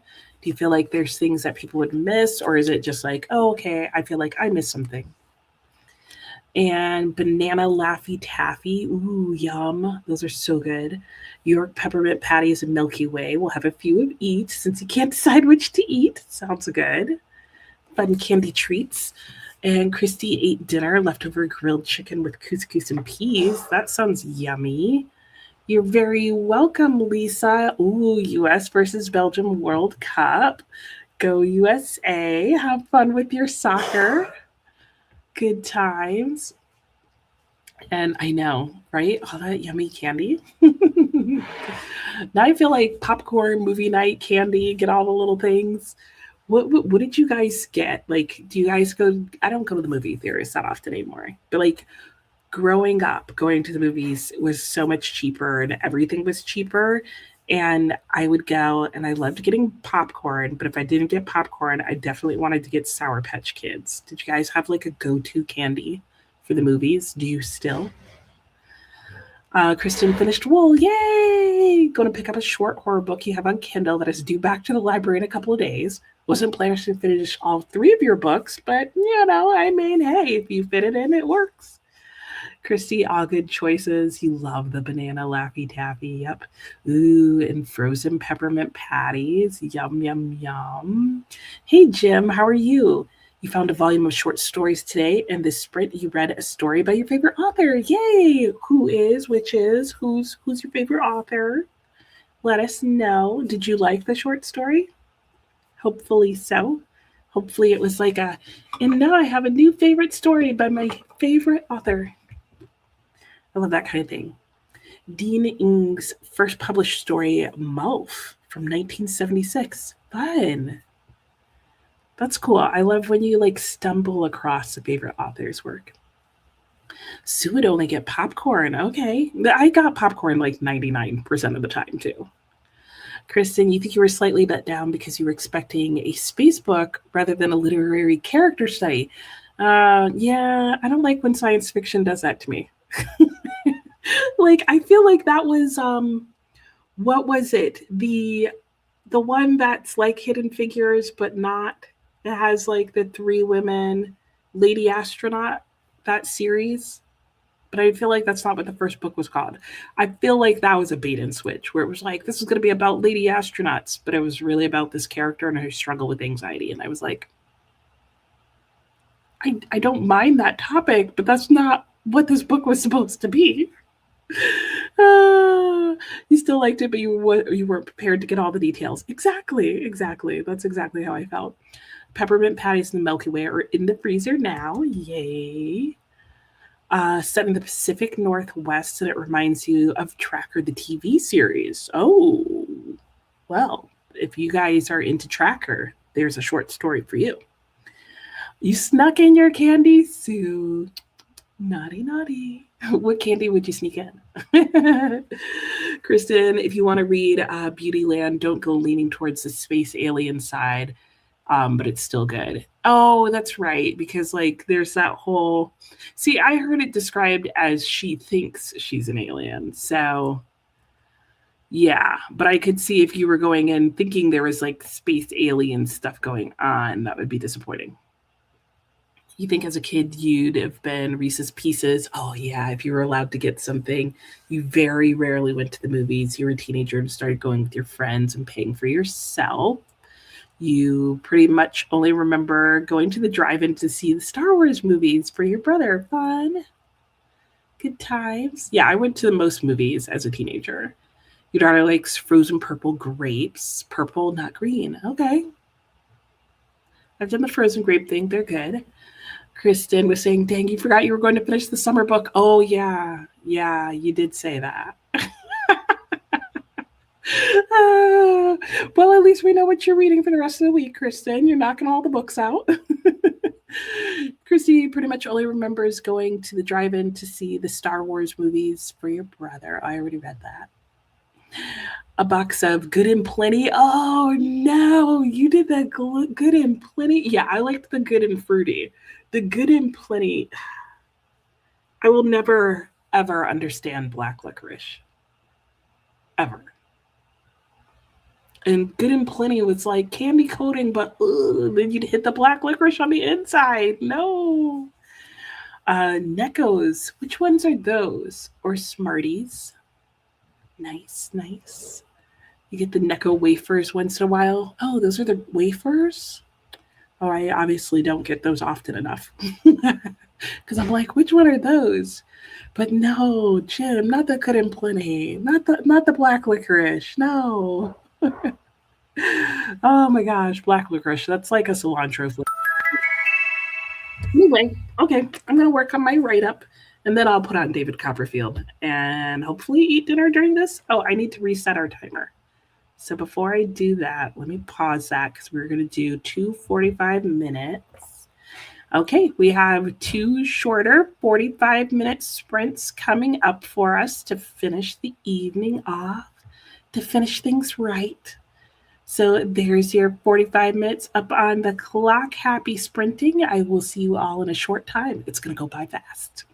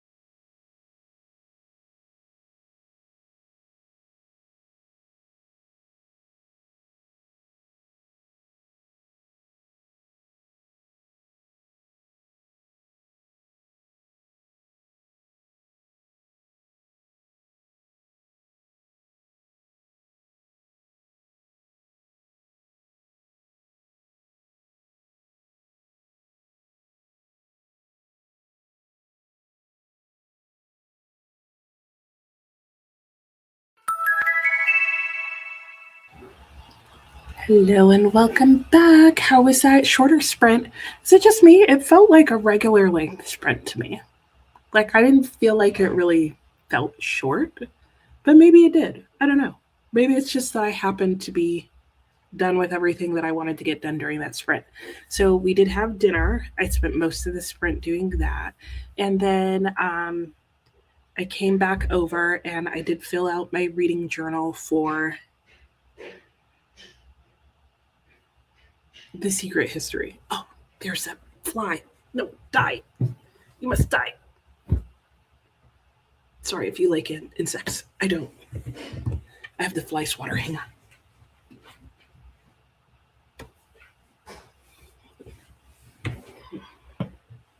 Don't much if you don't like this kind of thing. Oh, there it is. I lost my grip. Anyway, okay, we're going to talk while I try and figure out this fly. Anyway, when we left off, we were talking about black licorice. And yeah, I know people love black licorice. So Mickey's a fan of black licorice. Sue loves a good and plenty still. Denise was saying that literary fiction is your favorite genre, so you probably really like it. Nice. Britta's a no on the licorice. Christy's also a no. You forgot about the good and fruity. Yeah, but that might have been your option as well. No, thank you on the good and plenty. Anne wishes she could find grape knee-high soda. I don't know that one. Crochet Mima is one of the ones who loved the good and plenty. You're not a weirdo. It's just a difference in taste. I mean, like, obviously it exists for so long because some people like it. There was one sugar-coated fruity chew in each color, but one package, it just runs out too fast. Yeah, no, exactly.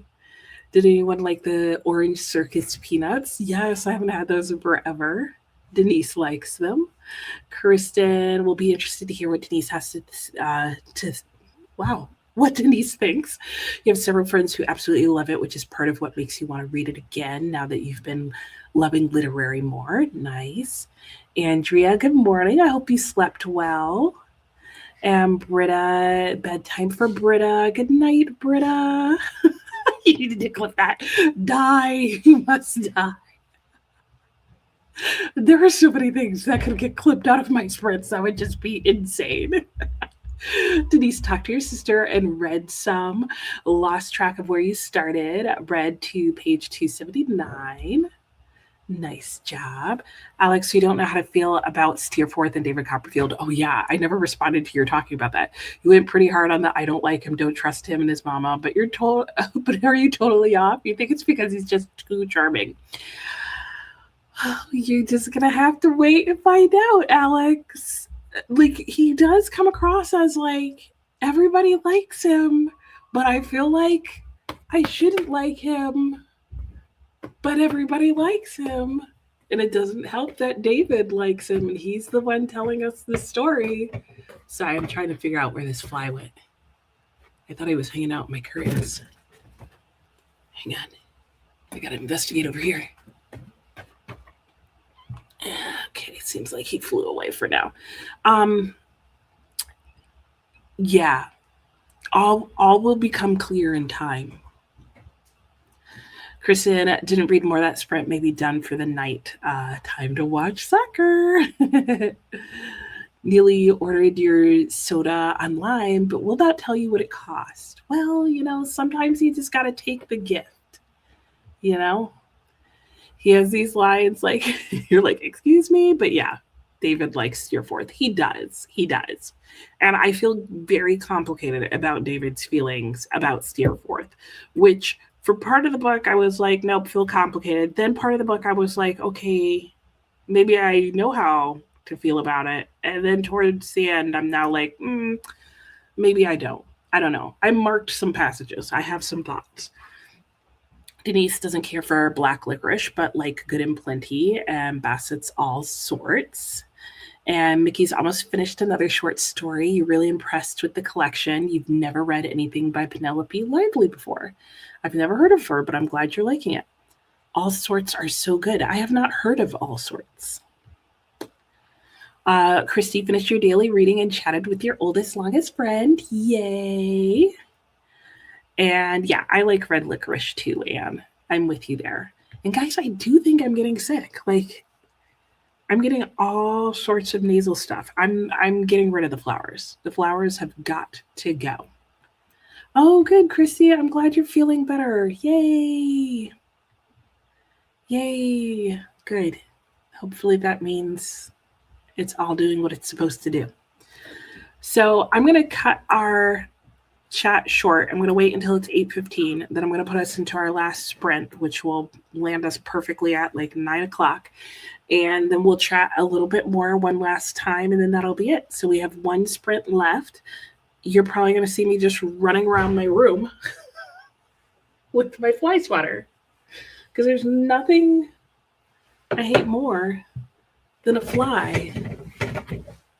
I last saw him over here, but I can't stand a fly buzzing around while I'm sleeping. Or a fly buzzing around at all. At least inside. Like outside, you do you. Denise now wants some all sorts. Not sure where to get them. It's been many years. I have no idea. Yes, it is so good that Christy's feeling better. Pull and peel Twizzlers. Ooh, would that make them like fruit leather? That sounds good. Mickey also wants some all sorts. I don't know about these all sort things. I'm going to have to look them up. You don't like regular Twizzlers? Yeah, I would imagine it would change the texture. Trick lights off, but one pointed at the wall, and it will land there. Oh. Okay. And I have one light that only points at the wall, so okay. One of the cats is Ungrew. Oh, hungry. Hungry? Is that what you mean? You're welcome, Christy. All right, let's go into our last sprint. Let me just skip the rest of this break. We've got one last set of 45 minutes. I'm going to get this fly. You guys get done whatever you need to get done. Hopefully it doesn't take me 45 minutes to get this fly, but we'll find out when we get back. Happy sprinting. I'll see you guys in a bit.